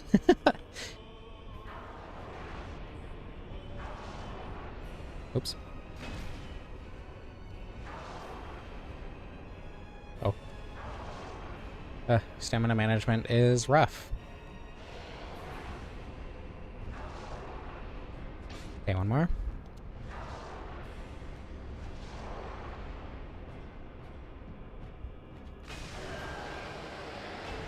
Three kings is definitely possible, especially if I had done better stamina management on the first king, but we'll see if it's possible now. If not, I'm gonna have to hit the last king like once, so... Uh-oh. Everything's fine. Nothing to worry about. I wasn't even worried.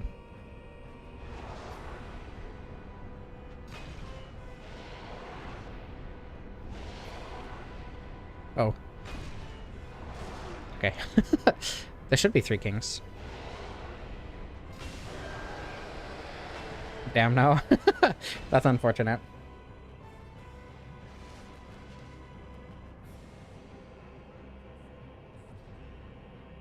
They do, it's just really infrequent? Okay.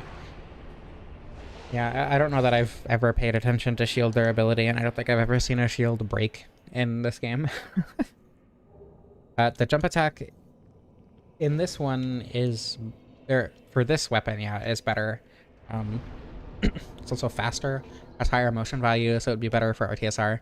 The main negative is the distancing and stamina cost. But I don't know, as long as you can positioned properly. Okay, I'm gonna put my Havels back on.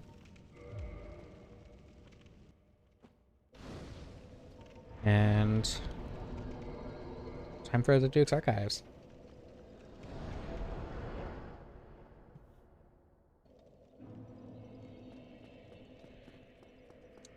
Do shields become worse at blocking when they're at risk?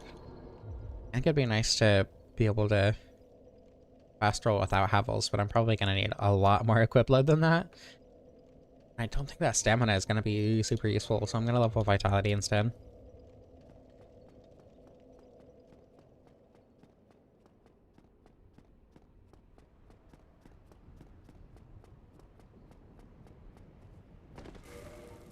Can I wear armor? Pants, maybe? I can wear pants. Can I wear a shirt? I can wear a shirt? That's crazy. It is you time, Kasaka from Dark Souls, indeed.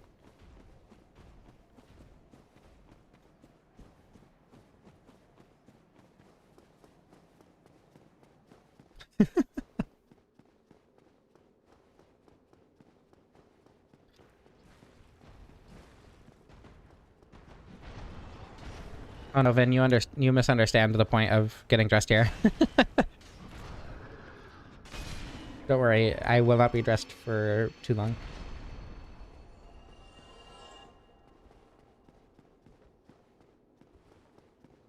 Test what? On Gaping Dragon? Oh. I felt it coming from a long time away, but I couldn't do anything about it. No helmet. Bad.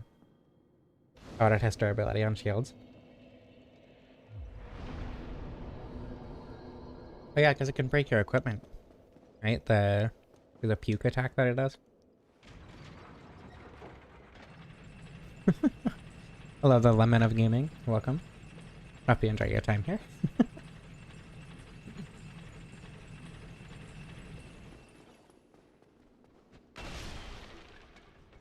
Ooh, ow.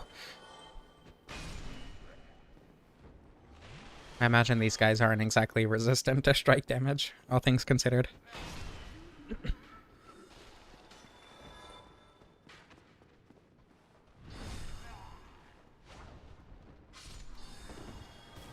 You could also go to the worm, the rock worm, in the demon ruins, but that would probably take a little bit longer to get to. I guess it depends on how quickly you can beat Quelaag, actually, and Ceaseless, but.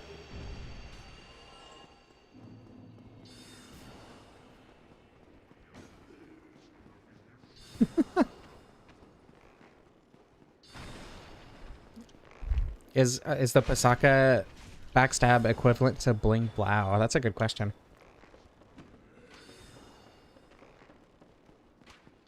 Also, did you know that the worms, the rock worms in Dark Souls 2 are called Crag Slippers? I think that's funny. There's Dark Suckers and Crag Slippers. Is the one-handed moveset usable? Technically is. I'm calling them rockworms. I still call the Darksuckers hands, so don't worry, I get it. Oh, I should have put on the Hornet Ring for that. In Dark Souls 2, the rockworms are in the Crag Slippers are in the Black Gulch, and the only other place I can think of them is in Shulva, just before the Grave Robber trio.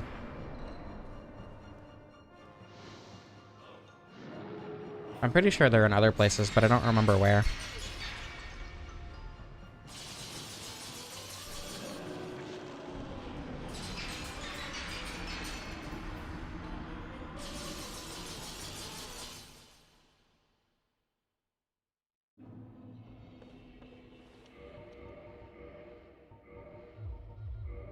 Very important. Is cereal a soup? Yes. I will not elaborate.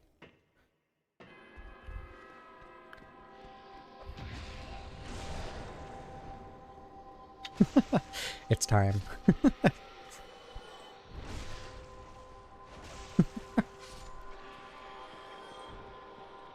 There's only 7 of them? There's 2 in the Gulch. There's 2 in the DLC.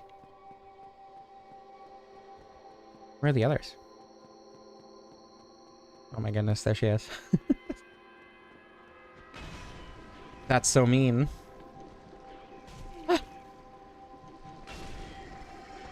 Okay. No. That was horrifying.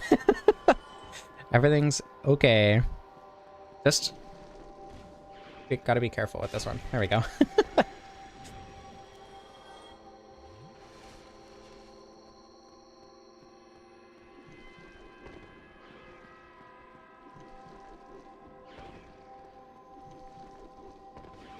Come on. Do the grab. That's not the grab.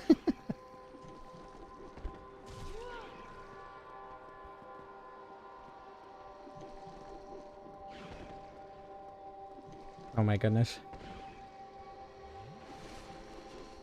You got this. I believe in you. Just gotta do the grab attack. Almost. Feeling silly today. I can tell. Almost. I've used Great Hammers in all the games by now. They're probably my favorite weapon type in Dark Souls 3. They're fun here, but... come on, you got this. Yay, there we go. First live skewering? This is your first live stream that you watched to this point? Or that you've been here for at all, question mark?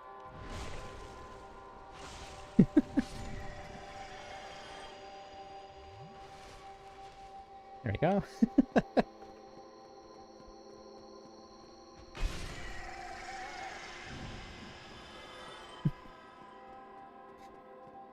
Pounding the Pasaka from behind.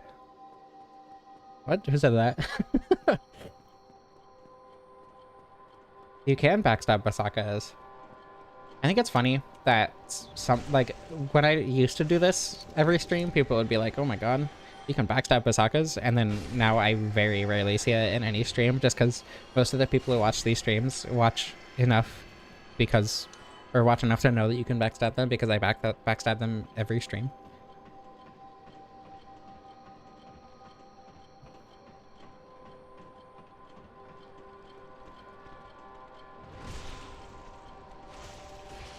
It's a Desert Pyromancer bit. Well, he doesn't do the Desert Pyromancer bit every run, does he? I think it's closer to Bling Blau, just because he does that almost every video.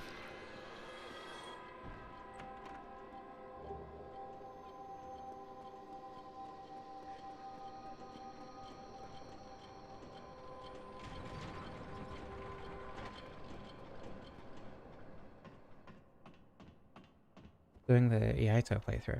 That was a while ago.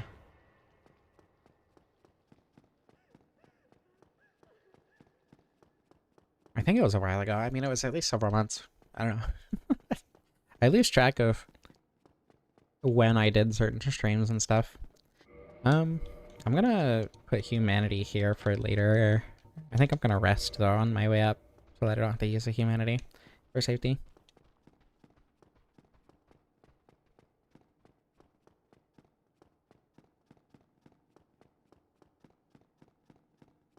Barely in the air, yeah.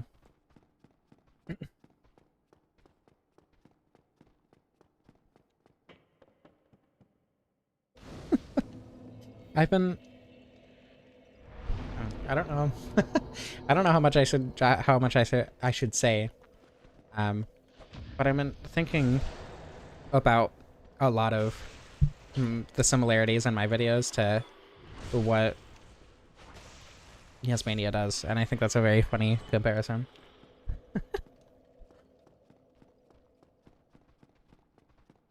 I guess I have also started doing it in scripted videos too and stuff, so I do it pretty much every run now.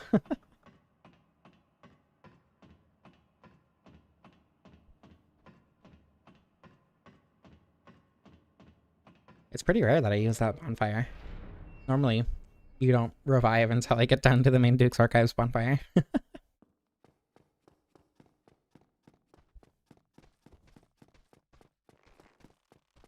Also pretty rare that I don't have DSR gadget open by now.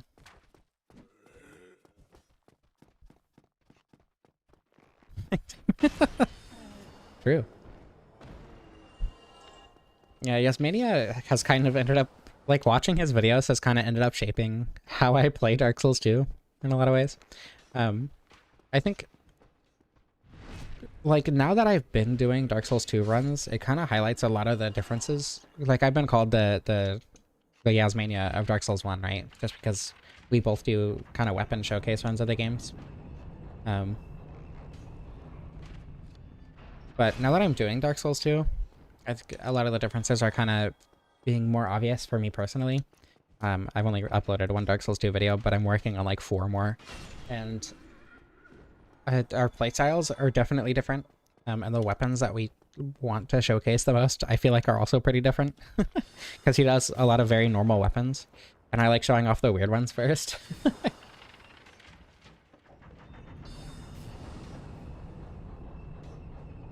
You can play Infamous again. I never ended up playing Infamous. I remember as a kid it always looked really cool, but I just never got there. Where can you find your first katana? Define first katana. Like in Dark Souls 1? What's the easiest to get the earliest?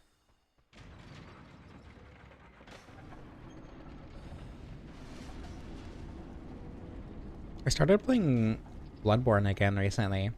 Because I've had a PS5 hooked up like under my desk since I moved in here, and since, you know, before then, but I just haven't really felt the urge to play Bloodborne again until recently. And I got to Martyr Logarius, but I feel so underleveled for him. And I almost beat him. And the only reason I didn't beat him is because I could not parry his dive attack any of the times that I got there. Is Atlas region locked? I don't think so. Because I've definitely played with people in what would very much be different regions. FromSoft menstrual game. I mean, all of the games have references to menstruation. Like that estrus flask, you know?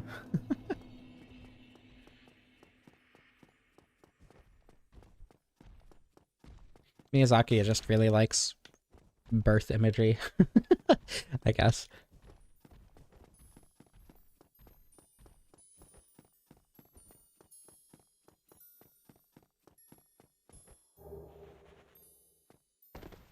Have I tried the PC port of Bloodborne? You mean the emulated or the emulator for Bloodborne? I have not. As far as I know, it's pretty unstable still, like to the point where you can't even customize your character. I mean, Dark Souls 1, I think Dark Souls 1 and Bloodborne are the most heavy-handed. Like, Bloodborne, obviously, you see the moon give birth to the Wonderborn. Like, very explicitly. But you could argue, like, the same imagery is being used in Dark Souls 3 with the Dancer. A lot of things having to do with humanity in general are very, like, like, motherhood adjacent in Dark Souls 1. Like, humanity, the shape of humanity feels very intentional. Obviously you have some stuff like the Gaping Dragon, which is also very intentional. You have, you know, like Manus's Grave, which I will show that once I get to the DLC if someone reminds me, which is also very intentional. The Estus Flask, the comparison between Estus and Estrus has been made by a lot of people. So, it very much feels like an intentional thing. Also, Seath is weak to strike damage. That feels kind of underwhelming, though, if I'm being honest. I don't know. It's fine. It's just not, like, incredible damage like you get off the Great Club. Not exactly Arachnid. Very Freudian. Yeah, blame Miyazaki.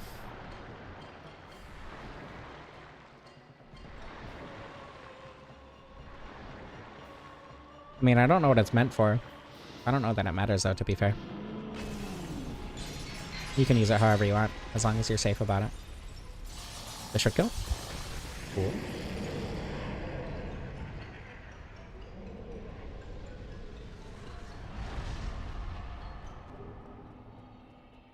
Greedy, but worth it.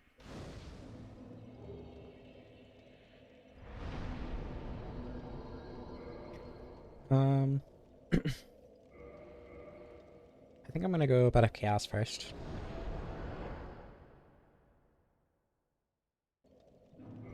I mean, like, it could be interpreted like that for sure. But I think just the fact that the white on the outside is shaped the way it is makes me disagree that that's what it's supposed to be.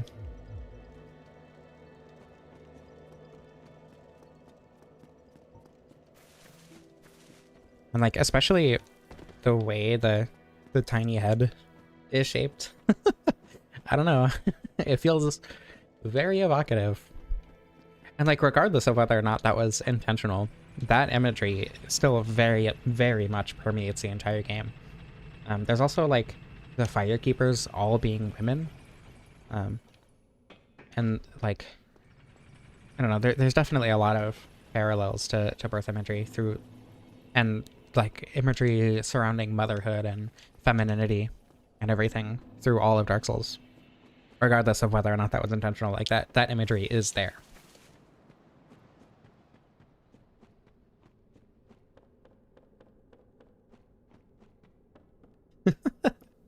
Yeah, Dark Souls 1 is an extremely political game. I mean, most games are. People who don't want games to be political are dumb. I mean, there were people who were saying that they hope that they don't make, if they, when Metal Gear Solid Delta was coming out, that they were hoping that they don't make Metal Gear Solid 3 political. So, you know, I feel like that's about the average intelligence of people who say they don't want their games to be political.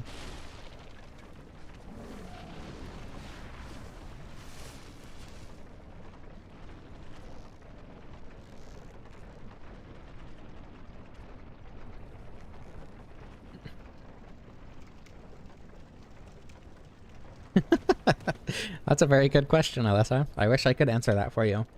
Unfortunately, I have no idea how they came to that conclusion. Maybe fortunately, that I don't know. I have a Firekeeper soul. I'm pretty sure I do. It's just that. I don't think you need to qualify conservative with derogatory. I think that is on its own a derogatory term.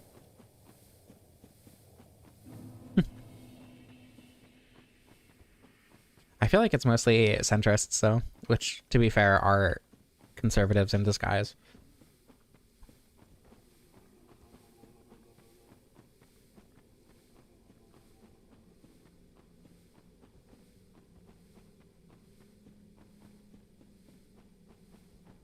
Ew, centrists.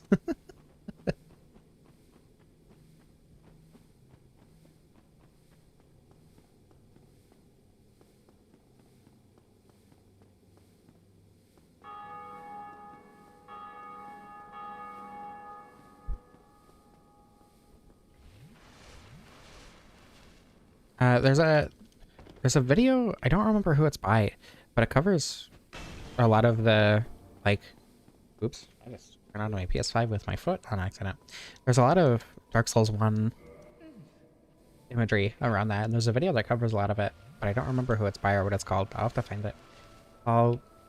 If I find it, I'll put it in my Discord.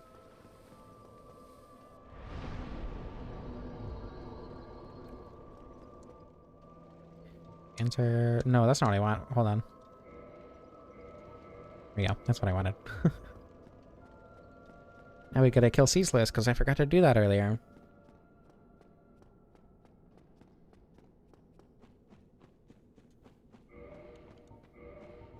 I can actually put clothes on and keep them on this time. Probably replace them with the gold hem set, actually. Just because I like it more.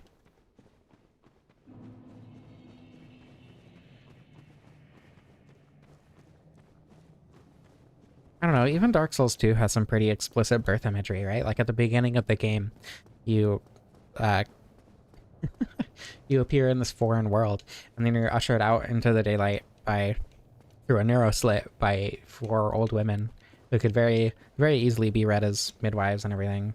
So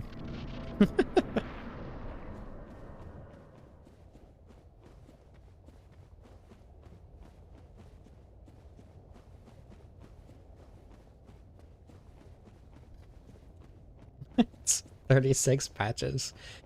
True. That's a lot of patches. One of them is a spider.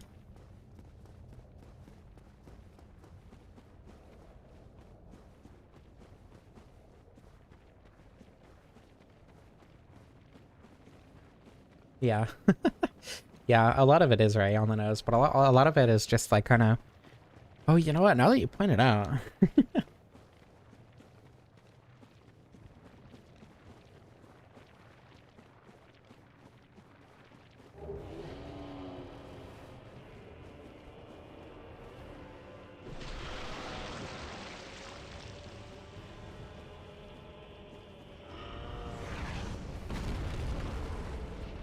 Pretty certain you remember being born. That would be very abnormal.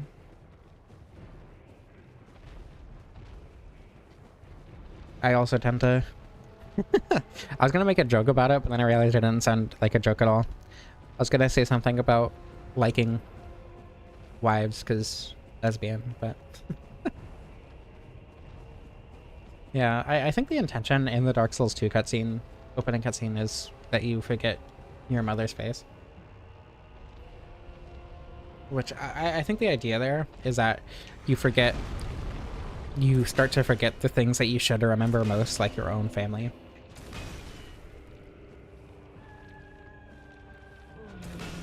I was born July 28th, 2002, at like 2 a.m., I think.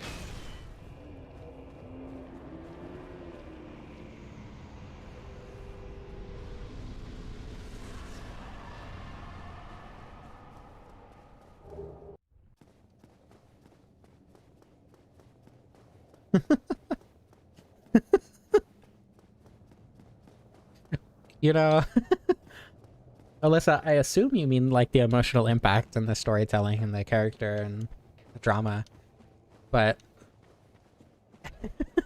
that can definitely be read in much funnier ways.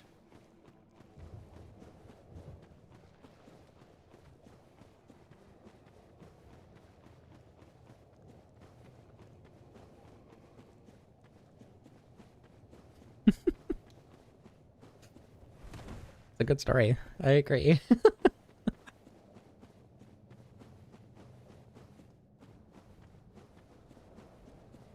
Yeah. I don't know. A lot of Dark Souls 2 is about like identity, right? So losing your identity only to create a new one, I feel like is a pretty potent theme in general.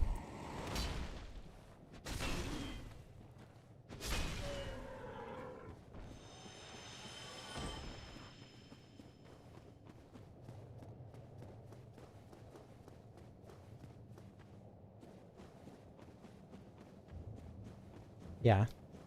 Yeah, losing your identity.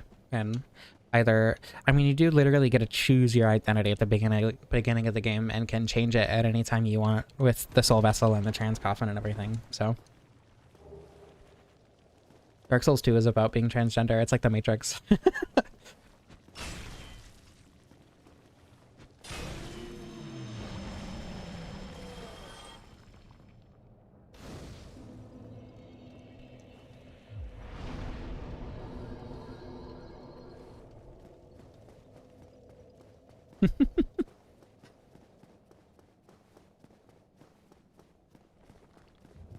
I never actually watched The Matrix. As far as I understand, it's like, at the time, is a really, or like one of the best, you know, representations of that experience. But now there are better ones, and it's not really as good as it was.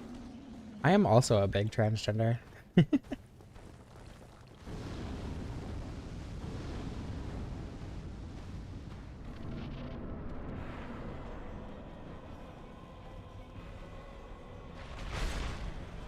Yeah, Yeah, like the old women, like literally standing in as midwives. Midwives? Is that the one?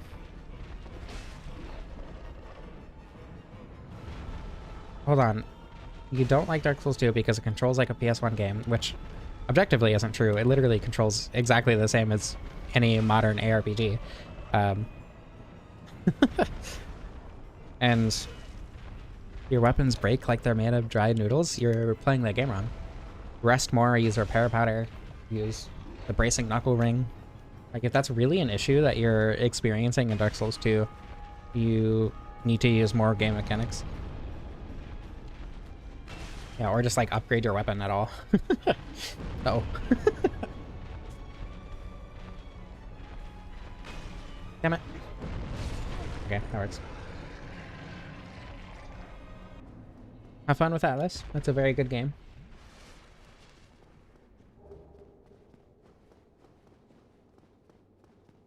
A lot of people control about the what the hell? Complain about the snap points and the joystick control. But like, first of all, use the camera. It's really not difficult to not like fall off a ledge because you don't understand how snap points work. Also, most games do it anyway. I don't know. I've really never had a problem with how Dark Souls 2 controls at all, and I don't understand why people do. Even when like people explain it, it's just like there's so many ways that you can overcome that problem extremely easily.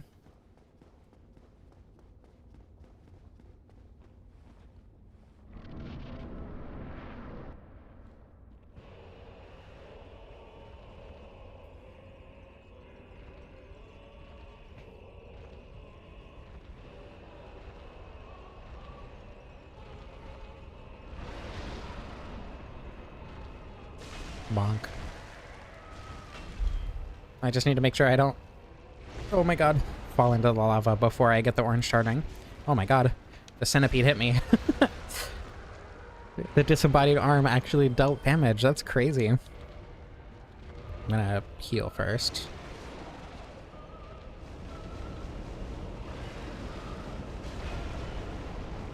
Broadsword break halfway through the Forest of Fallen Giants. I don't think I've ever had the broadsword break. I've done like 3 broadsword playthroughs. No, I've done like 5 broadsword playthroughs because it's one of my favorite weapons. It's like such a simple, nice, fun weapon to use. And I've never had it break.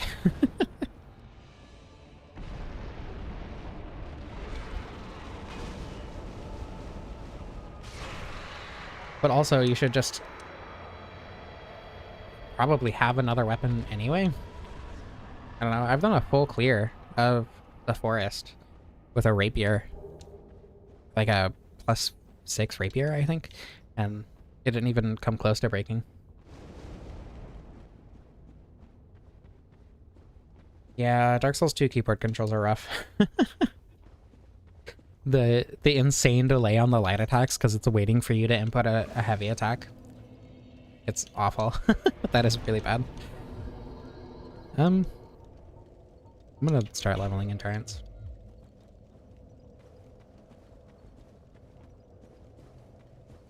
Yeah, Broadsword is really, really fun in Dark Souls 2.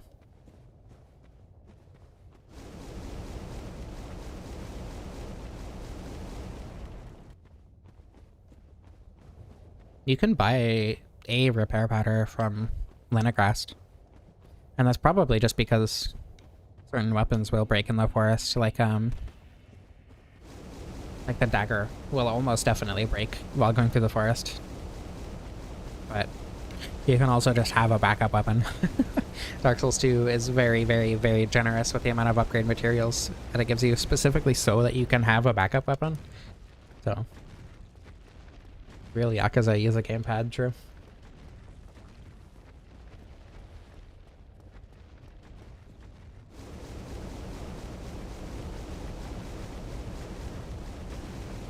We have quite a few more viewers than last time I said this, so I'm gonna repeat. If you're enjoying the stream, I would really appreciate a like. Any interaction helps the algorithm and makes people more likely to see the stream, which helps me.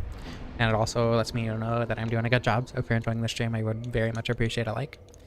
I'm gonna take this off so that I can fast roll. And since I don't need it for the fight,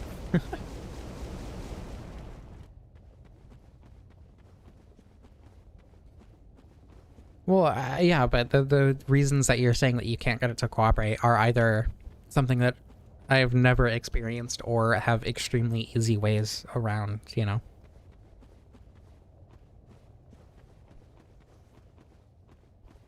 Actually, the two characters that have weapons that would break while going, that would realistically break while going through the forest, which would be the sorcerer with the dagger and the swordsman, I think that's called, with the straight sword, like a, or scimitar. I think the scimitar is the one that usually breaks for me.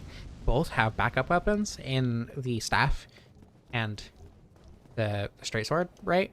So like, if you're having something break, you either missed a bonfire, which would probably be the Cardinal Tower bonfire, which is crazy, or you are doing no damage. Explorer only has the dagger? Yeah, but Explorer has the consumables, right?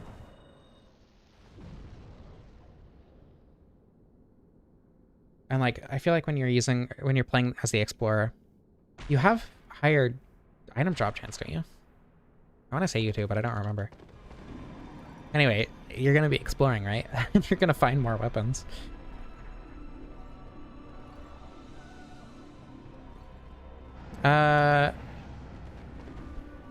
Yeah, but I think with the warrior, you're supposed to find a new weapon faster, right? I don't know.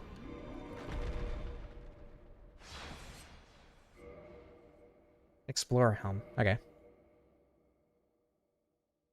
Then you're probably gonna get the foot soldier sword, or, you know, the bandit's knife or whatever. Or something.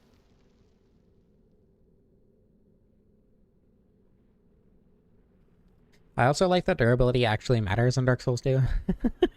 Instead of being a background mechanic that doesn't matter at all, or is only apparent at the most inconvenient of times. Like, the only other game where durability made any difference whatsoever is for the cool special moves in Dark Souls 1 and for the Nitrous in Bloodborne. And in 1, it just made the special moves useless, and in Bloodborne, it made the Nitrous frustrating to use. But in Dark Souls 2, it makes you engage with the game mechanics and find ways around it, like using a backup weapon, which is something you should be doing anyway, or have repair powder, which you're going to find by exploring, or get the repair spell, which you're probably going to have as a mage anyway. Yeah, I also very rarely have weapons break.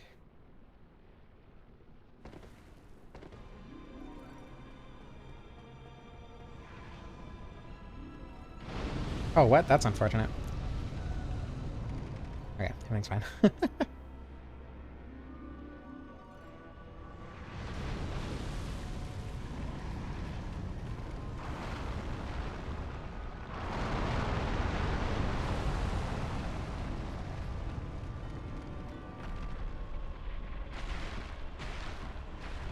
Free short sword at the first bomb thrower and the first ambush area. Ambush area. Ambush area. A fire longsword? Or free short sword? Is there one like next to the archer?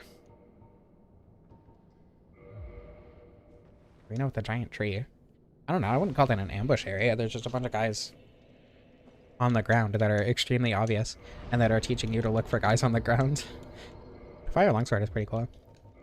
Neato time.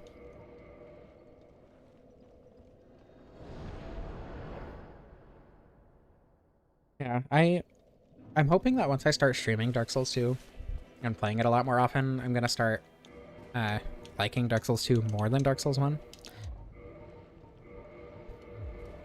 That's mid-roll, really?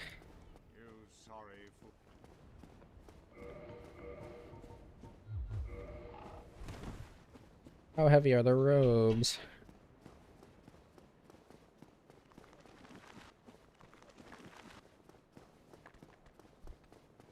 I always do the DLC. You furry soul. You could not be the chosen one. Be the cast one.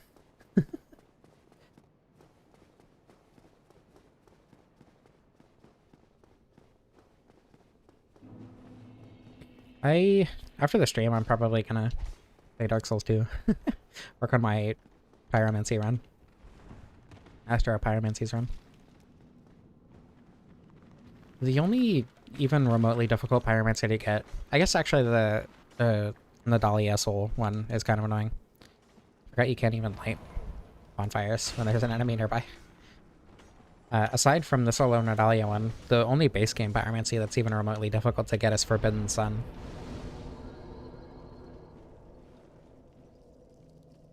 The Titanite crushing is just too convenient.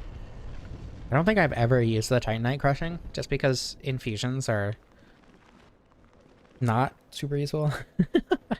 And in the instances where they are, you know, you only need one set of upgrade materials most of the time. Or if that, right? Because if you're gonna use like a divine weapon for Nito, then you're gonna get the divine club from Anor Londo, or like the Crescent Axe from Patches. So just because of how much I played the game, unfortunately the Titanite crushing is completely useless.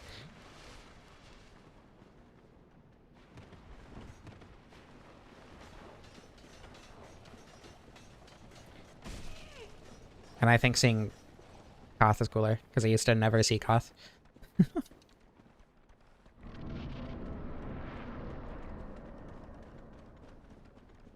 You can just buy Titanite shards from Andre, though. So I don't think infinite normal Titanite shards is particularly useful. I mean, it's not like any of the NPC quests are even remotely difficult. Like, for Gilligan, you just buy the miniature, right? Oops. For Kale, you just come back to Majula after... What is it? You have to... I don't remember what the final, like, thing is for him. I think you have to go to... You have to get the King's Ring? I don't remember. Might be Last Giant? Or, I mean, Giant Lord or something. But you just kind of go back to Kale at some point. What's the other one? Obviously the Aged Feather. You're going to get immediately after Aldia's Keep. So that one, you don't need to kill the NPC for that one. I don't remember what the last one is.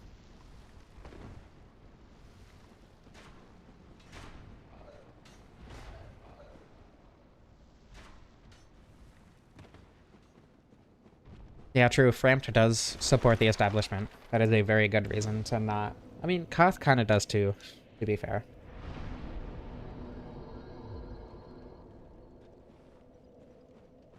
Is it the throne duo? I thought you had to beat another boss after the throne duo, but I guess not. I don't know, I might just be misremembering. Because you can fight them as soon as you get to the castle, right?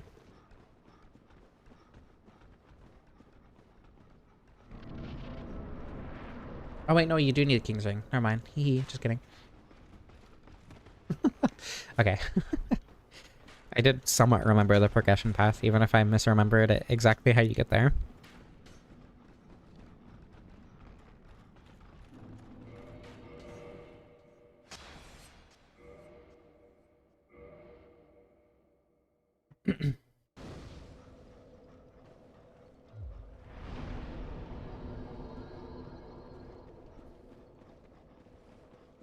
Yeah, you need the giant's kinship in order to fight Nashanja, right? Oh, Falcon, yeah.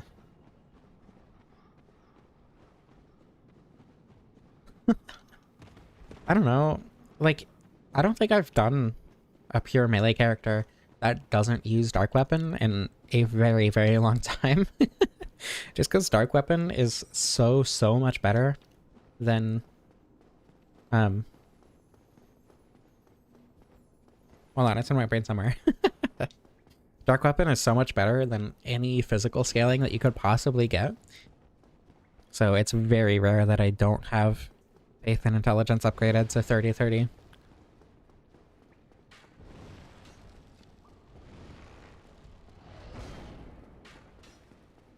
And like, even when I'm not using Dark Weapon, there's still Whisper of Despair, which is 2418. And that's only 2 levels off of that.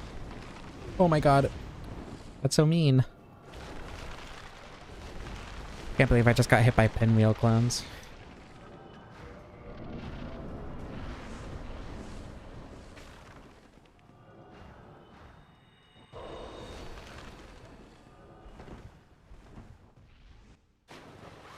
Oh good, thanks.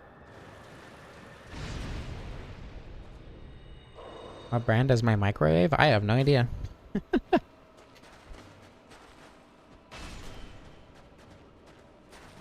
I feel like I should have poise with this build, I'm gonna be honest. But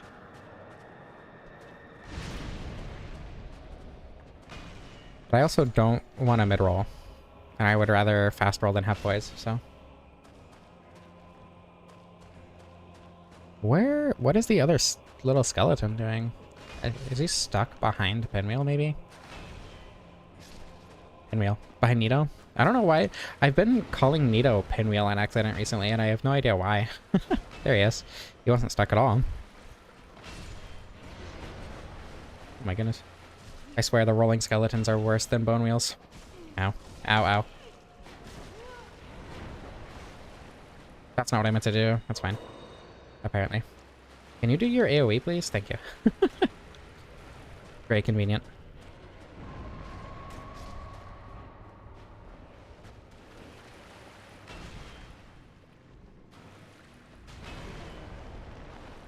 I love that just doesn't hit you. Oh, that actually hit me. Whoa. Crazy. Nito's doing his job of attempting to kill me.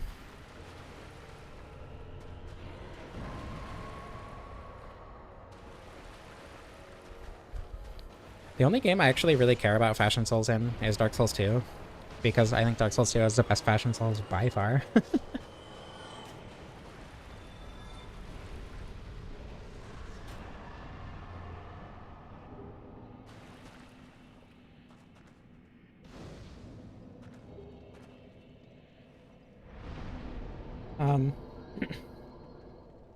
Want you to some resources you learned from about creating custom items in Dark Souls Remastered. There is the directory, like the mod tutorial directory on... What website is that on? I have that bookmarked. Let me see if I can figure out what website that is. There's also the server name, Discord server for Souls modding. The soulsmodding.wiki.com, and there is a tutorials page on that. And then there's the Dark Souls modding Discord, which is by far the most important resource for me that I learned from. Otherwise, there's like a bunch of like YouTube tutorials that will go over basic stuff. It's kind of just like learning to edit the special effect parameters. It's not complicated, but it is a lot to take in at first. The big wheel, famous villain big wheel. True. On a ball shaped. Yeah, true. I didn't even think about that.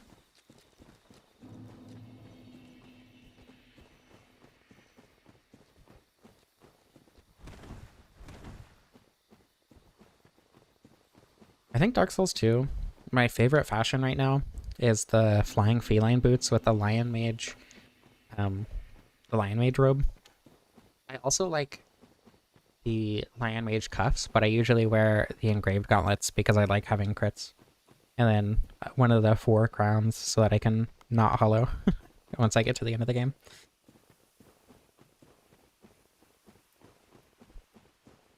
I also like the ruin leggings and gauntlets with the Lady of White robe. And specifically the crown of the Ivory King. I also like the Xanthus set without the helmet, unfortunately. Knickering top hat, Eastern armor, hard leather boots, and either sorcerer or brigand gauntlets, depending on how you're feeling.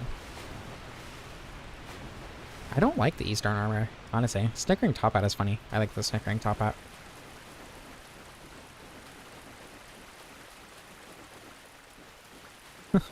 And nothing else. I don't know. I like the in Dark Souls 1. I like the brass leggings and gauntlets with the gold hemmed, what is it, robe? Cloak. The gold hemmed black cloak and the gold hemmed black hood.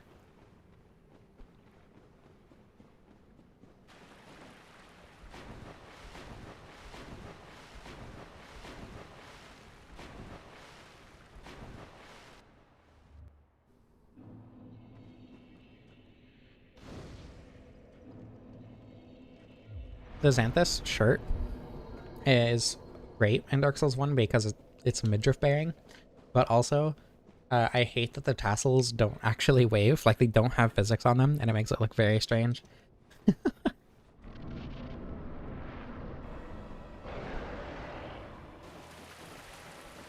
Oh my god, I forgot I still have this. I forgot to uninstall this because I was trying to install Bad Dragon last run, or last stream, and instead I made this water make you go slow.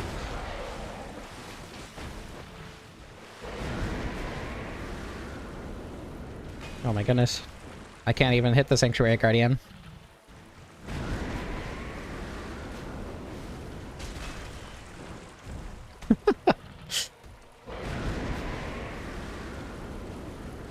Oh, the running attack is really useful there, actually.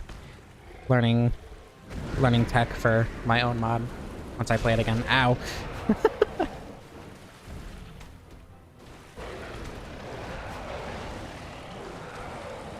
There we go. Nice and easy. A lot of the pants in Dark Souls 2 look off. I know what you mean. A viewer submission fashion show in Dark Souls 1? Okay. I mean, I probably have most of the armor sets on the character that I used for Unremarkable and Non-Playthroughs. Thief Mask, Wanderer Coat, Brigand Trousers, and Black Manchettes. Dark Souls 1 favorite set? I actually don't like it because only because it looks like very cumbersome to wear. I would do Dark Souls 2 fashion show. The only problem is that replacing items in Cheat Engine takes a lot longer than using DSR Gadget. The Elite Knight set looks so good in Dark Souls 2. That is by far the best appearance of the Elite Knight set. It looks so nice. Dark Souls 2 does have much better fashion, that's true. Just collect them. But then it would have to be its own stream thing, not a separate stream. Dark Souls 3 has the worst fashion, in my opinion. Oh my god, ow. Like, I don't know. The only set that I found that I really like...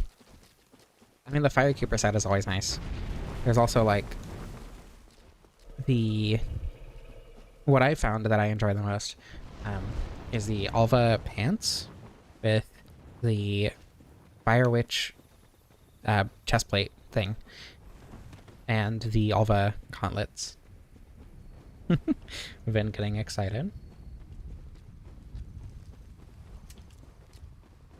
Then it's also the one where weight matters the least.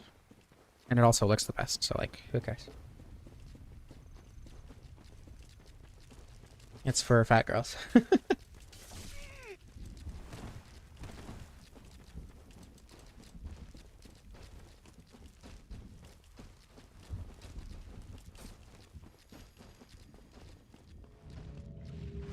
Yeah, Dark Souls 3 is also a lot more faded. Like gray. Like, I love the Faram set in Dark Souls 2, and it looks so awful in Dark Souls 3.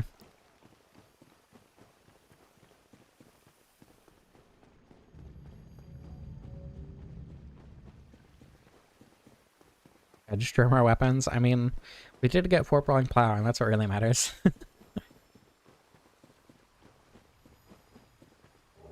Actually, Lords of the Fallen 2014. True. I agree.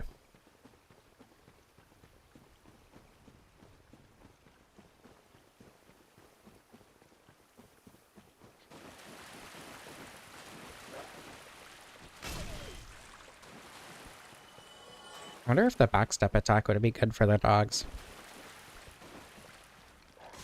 No. Not at all. Lunacid. True. All the different boards you can equip.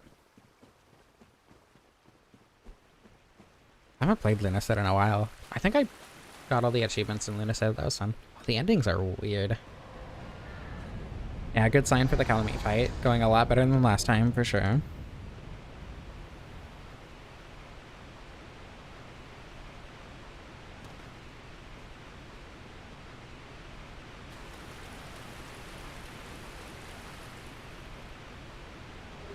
Where they beat Dark Souls as Pippin from Berserk. As someone who has never read Berserk, I have no idea what the hell you're talking about. I never run past those specific, like the Abyss attack dogs here in the DLC, because I find them really difficult to run past for some reason. I don't know, I find it easier to just kill them on the way, especially like once I'm climbing back up this ladder. What a thrill, darkness and silence through the night. Yeah, they'll be sitting at the top of the ladder and it's really annoying. The Cheerio story. What do you mean over it? You don't need to get over it. You should always keep it in your heart as a blessing of luck.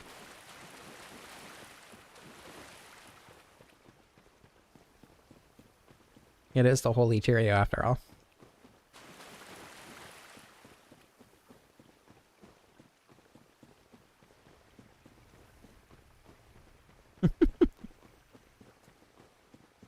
I also don't like fighting foxes, so I get it.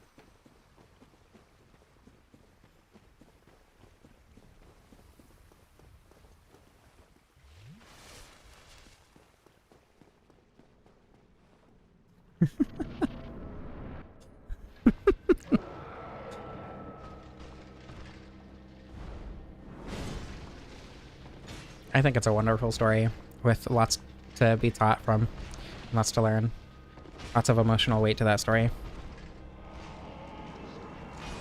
Should be a 2-hit stagger. Yeah.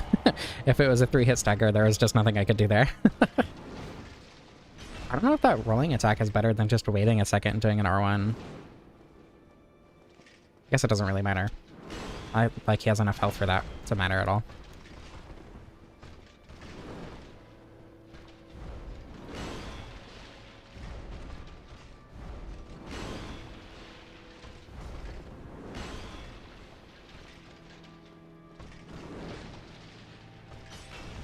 Oh my god, he's not dead. I thought that was gonna kill him. Okay, hitless Artorias.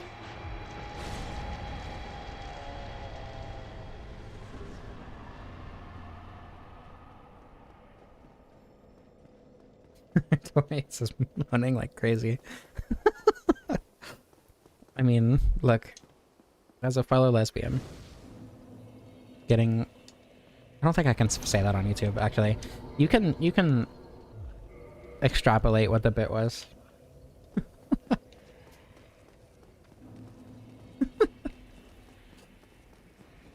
Thank you, Unga Bunga. That means a lot, using this weapon coming from you. Oh dear. Where's the deer? We want Tattle? Look, unfortunately, as much as I do trust everyone here, it's more the big brother aspect going on.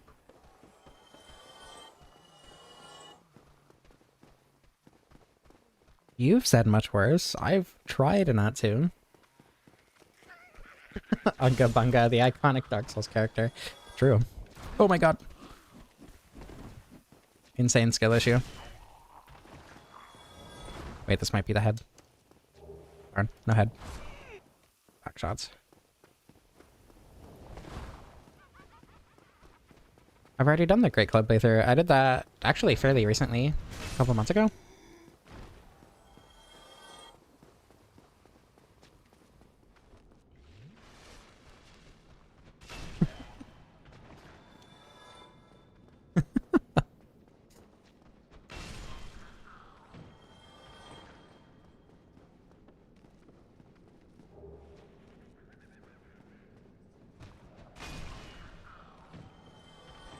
No head. Sad day.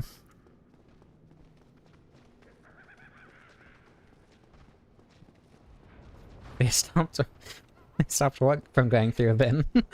What did you say, Ben?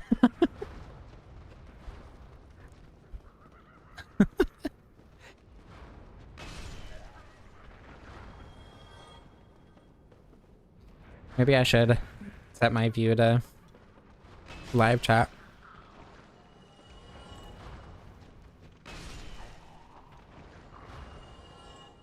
Honestly, not that bad. Okay, well.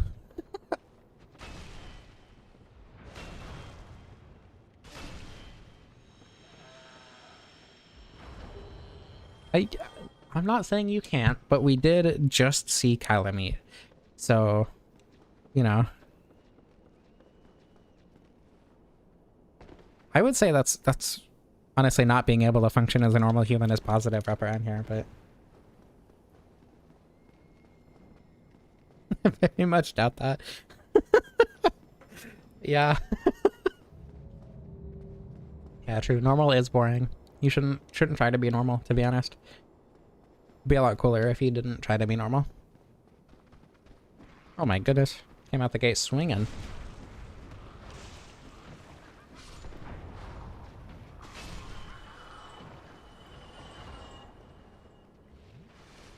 A very specific reputation. True. Yeah.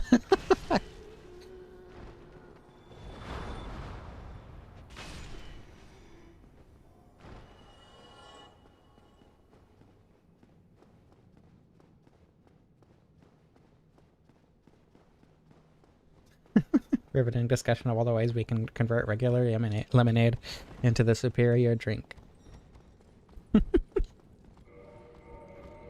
I mean, there's already the lemon water joke. Maybe I shouldn't add the spray bottle to the YouTube chat. That would probably go very wrong. Maybe I should. For that reason. Okay, I have set it. Oops. If I didn't hide my entire OBS window, I have set it to live chat.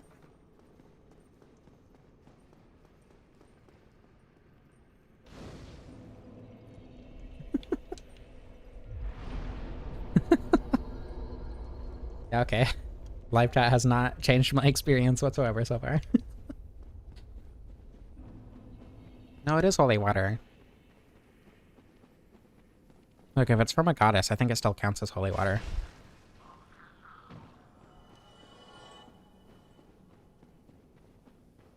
We're not bonking Steve? The guy on the elevator? Or do you mean the prisoner?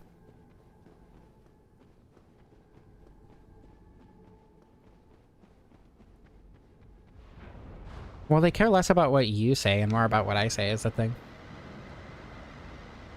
Ow.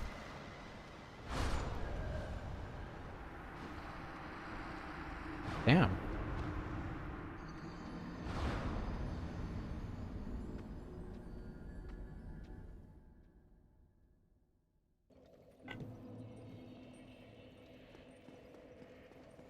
Too good to not be holy. True. Dark bead. Yeah, very accurate to real life.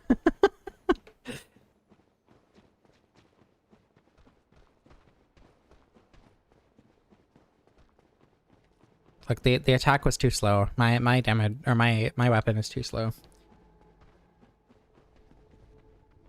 I can't believe I used to be a strength weapon apologist. I still like strength weapons, but I definitely understand the value to. I don't know. I'm not like a dex weapon apologist either. I'm not one of those people who say that dex is the only way to play the game and it's objectively better or whatever. That's stupid. But quality weapons, quality weapons are objectively better. More like freedom deficient. True.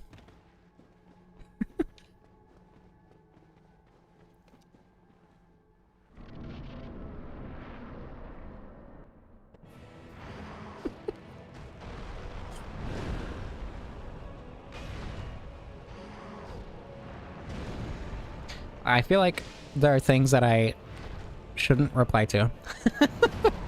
in chat right now. Is that a stagger? What's going on there? Why is he doing that, like, instantly whenever I use that attack? Oop, insane skill issue.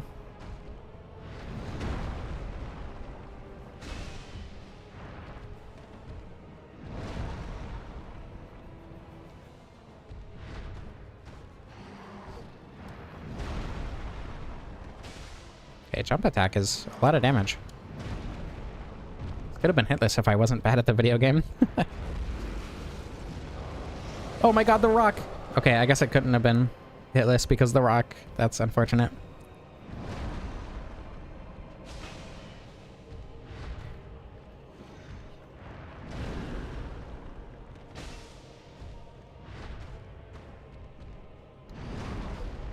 I was waiting for I was expecting the combo there, but that's okay. I would rather it not happen. Oh yeah, I have something to point out after the boss too. I somehow didn't forget.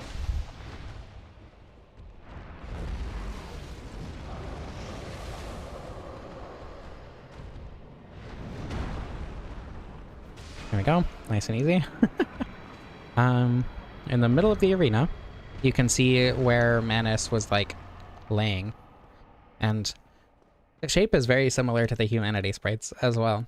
And like through that, like it's a human shape, obviously, but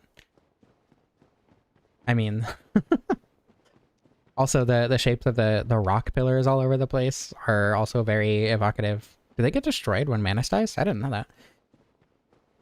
Yeah. Dark Souls has a lot of imagery in that way.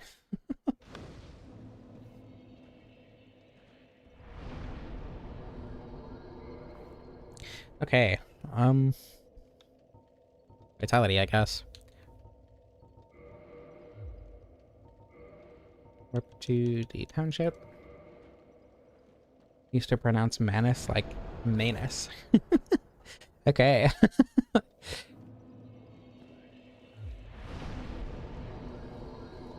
Dark Souls is very feminist, true. Nooping as usual, I see. Infatuous.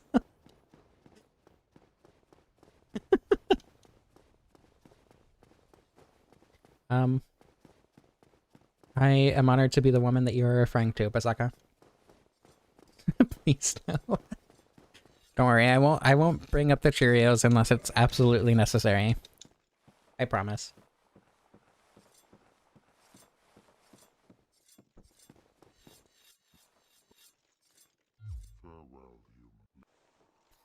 Cheerios. Isn't leather Cheerio a euphemism?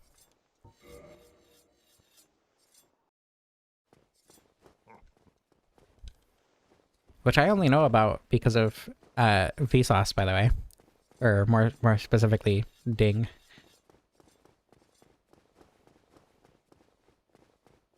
See what shit was it? Yeah, me too.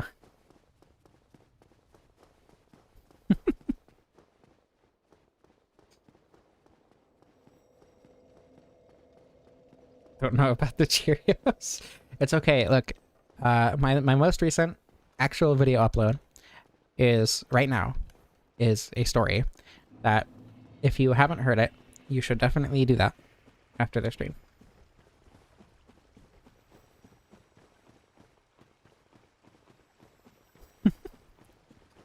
Your favorite Dark Souls 1 Yasmania?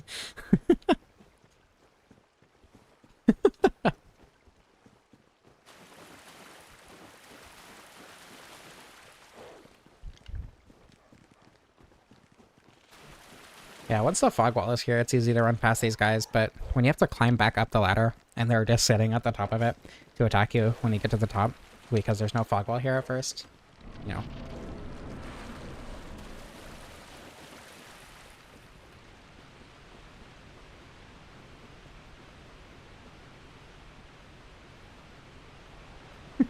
You laughed, you cried.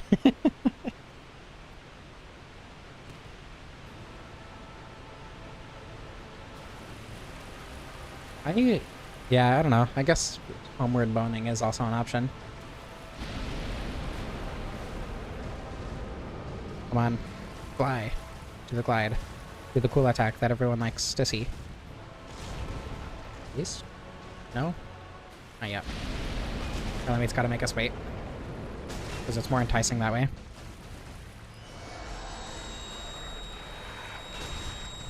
Good damage.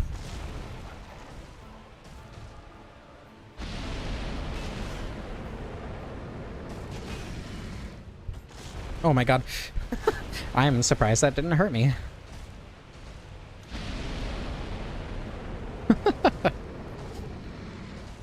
Come on, glide. Yeah, there it is. There you go, Ben. Got to get at least one in for you.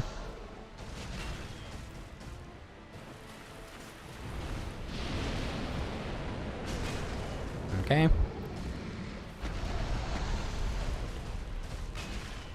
No. The end lag was way too long for me to be able to roll before that hit me. And I've lost my steez. I'm gonna die and have to tell the Cheerio story. Yeah. There we go. Okay, everything's fine. No Cheerio story today.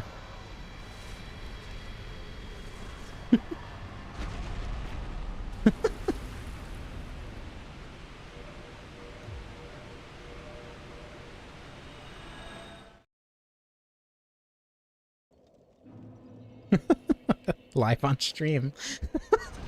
That's the best thing to happen live on stream, really. Okay, Gwyn time. Absolute kinema. Are all dragons weak to blunt? I think so. I'm pretty sure.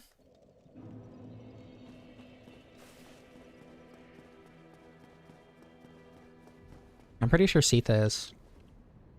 I don't know. We don't fight that many dragons. Yeah, this was not a super long run. I don't know. I didn't even have to use DSR Gadget this run. It's been a while since I haven't used DSR Gadget in a live stream. I wonder if I can mid-roll without Havels now. Or I mean fast roll without Havels, rather. Nope, that's unfortunate.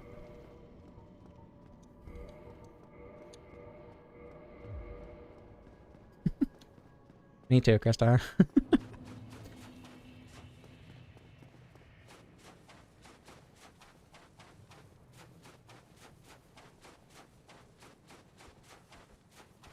I mean, I don't know. I would disagree to a point. Like, or well, more buffed than infused, but like, I think there are plenty of weapons that can't be buffed that are good in certain contexts. Like, obviously, for a full game playthrough, the Jagged Ghostblade isn't the best choice, but early game, it shreds, you know? And is also significantly better than a Stora Straight Sword, so.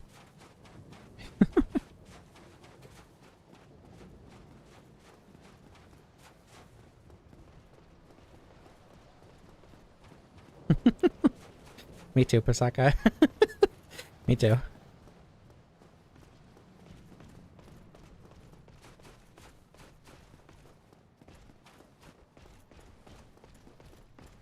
You can give yourself over the Calamite.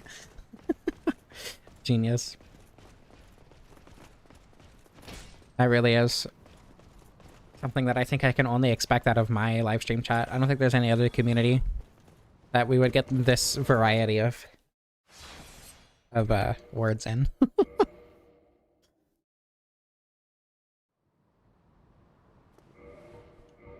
Okay.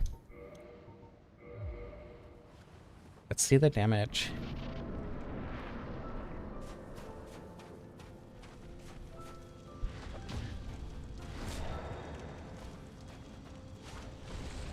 Actually, not as crazy as I was expecting. These aren't jokes. Yeah, they're not. Alright, Gwyn is dead. Also, real quick, because I am curious. Okay, that did kill. I was really worried that wasn't going to kill, and I had already tabbed out. The story of Gay Sword in college, yeah. As you should. I'm checking Calamite's... Yeah, fake Pegba, as you should. I'm checking... Not Calamite's. Checking... Seath's resistances. Because it's pretty easy to do that. Seath... Oh wait, that's the attack parameter. Hold on. I'm trying to remember how to use Smithbox real quick. Zethyscalus has oh, they are all the same. Fine then. I don't know why I thought he was weak to strike. Anyway, that's on the weapon. It's fine. The requirement is way too high. It's way too heavy for how underwhelming it is. But it looks kind of cool, and honestly, that's what really matters. I wish the moveset was more like the Asylum Demon uses. Like, if you could use the slam on the R2 instead of that. But, I don't know. It's fine. It's not unique. It's not super useful. But it exists, and it looks kind of nice. That is my thoughts on the weapon. Use every weapon at least once. Yeah, that's what I'm working on. I'm almost there.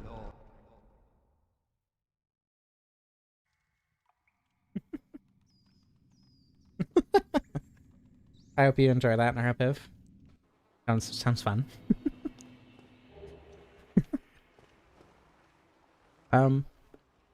Yeah. Thank you all for watching. I hope you enjoyed. I love you all. I don't know how to end this.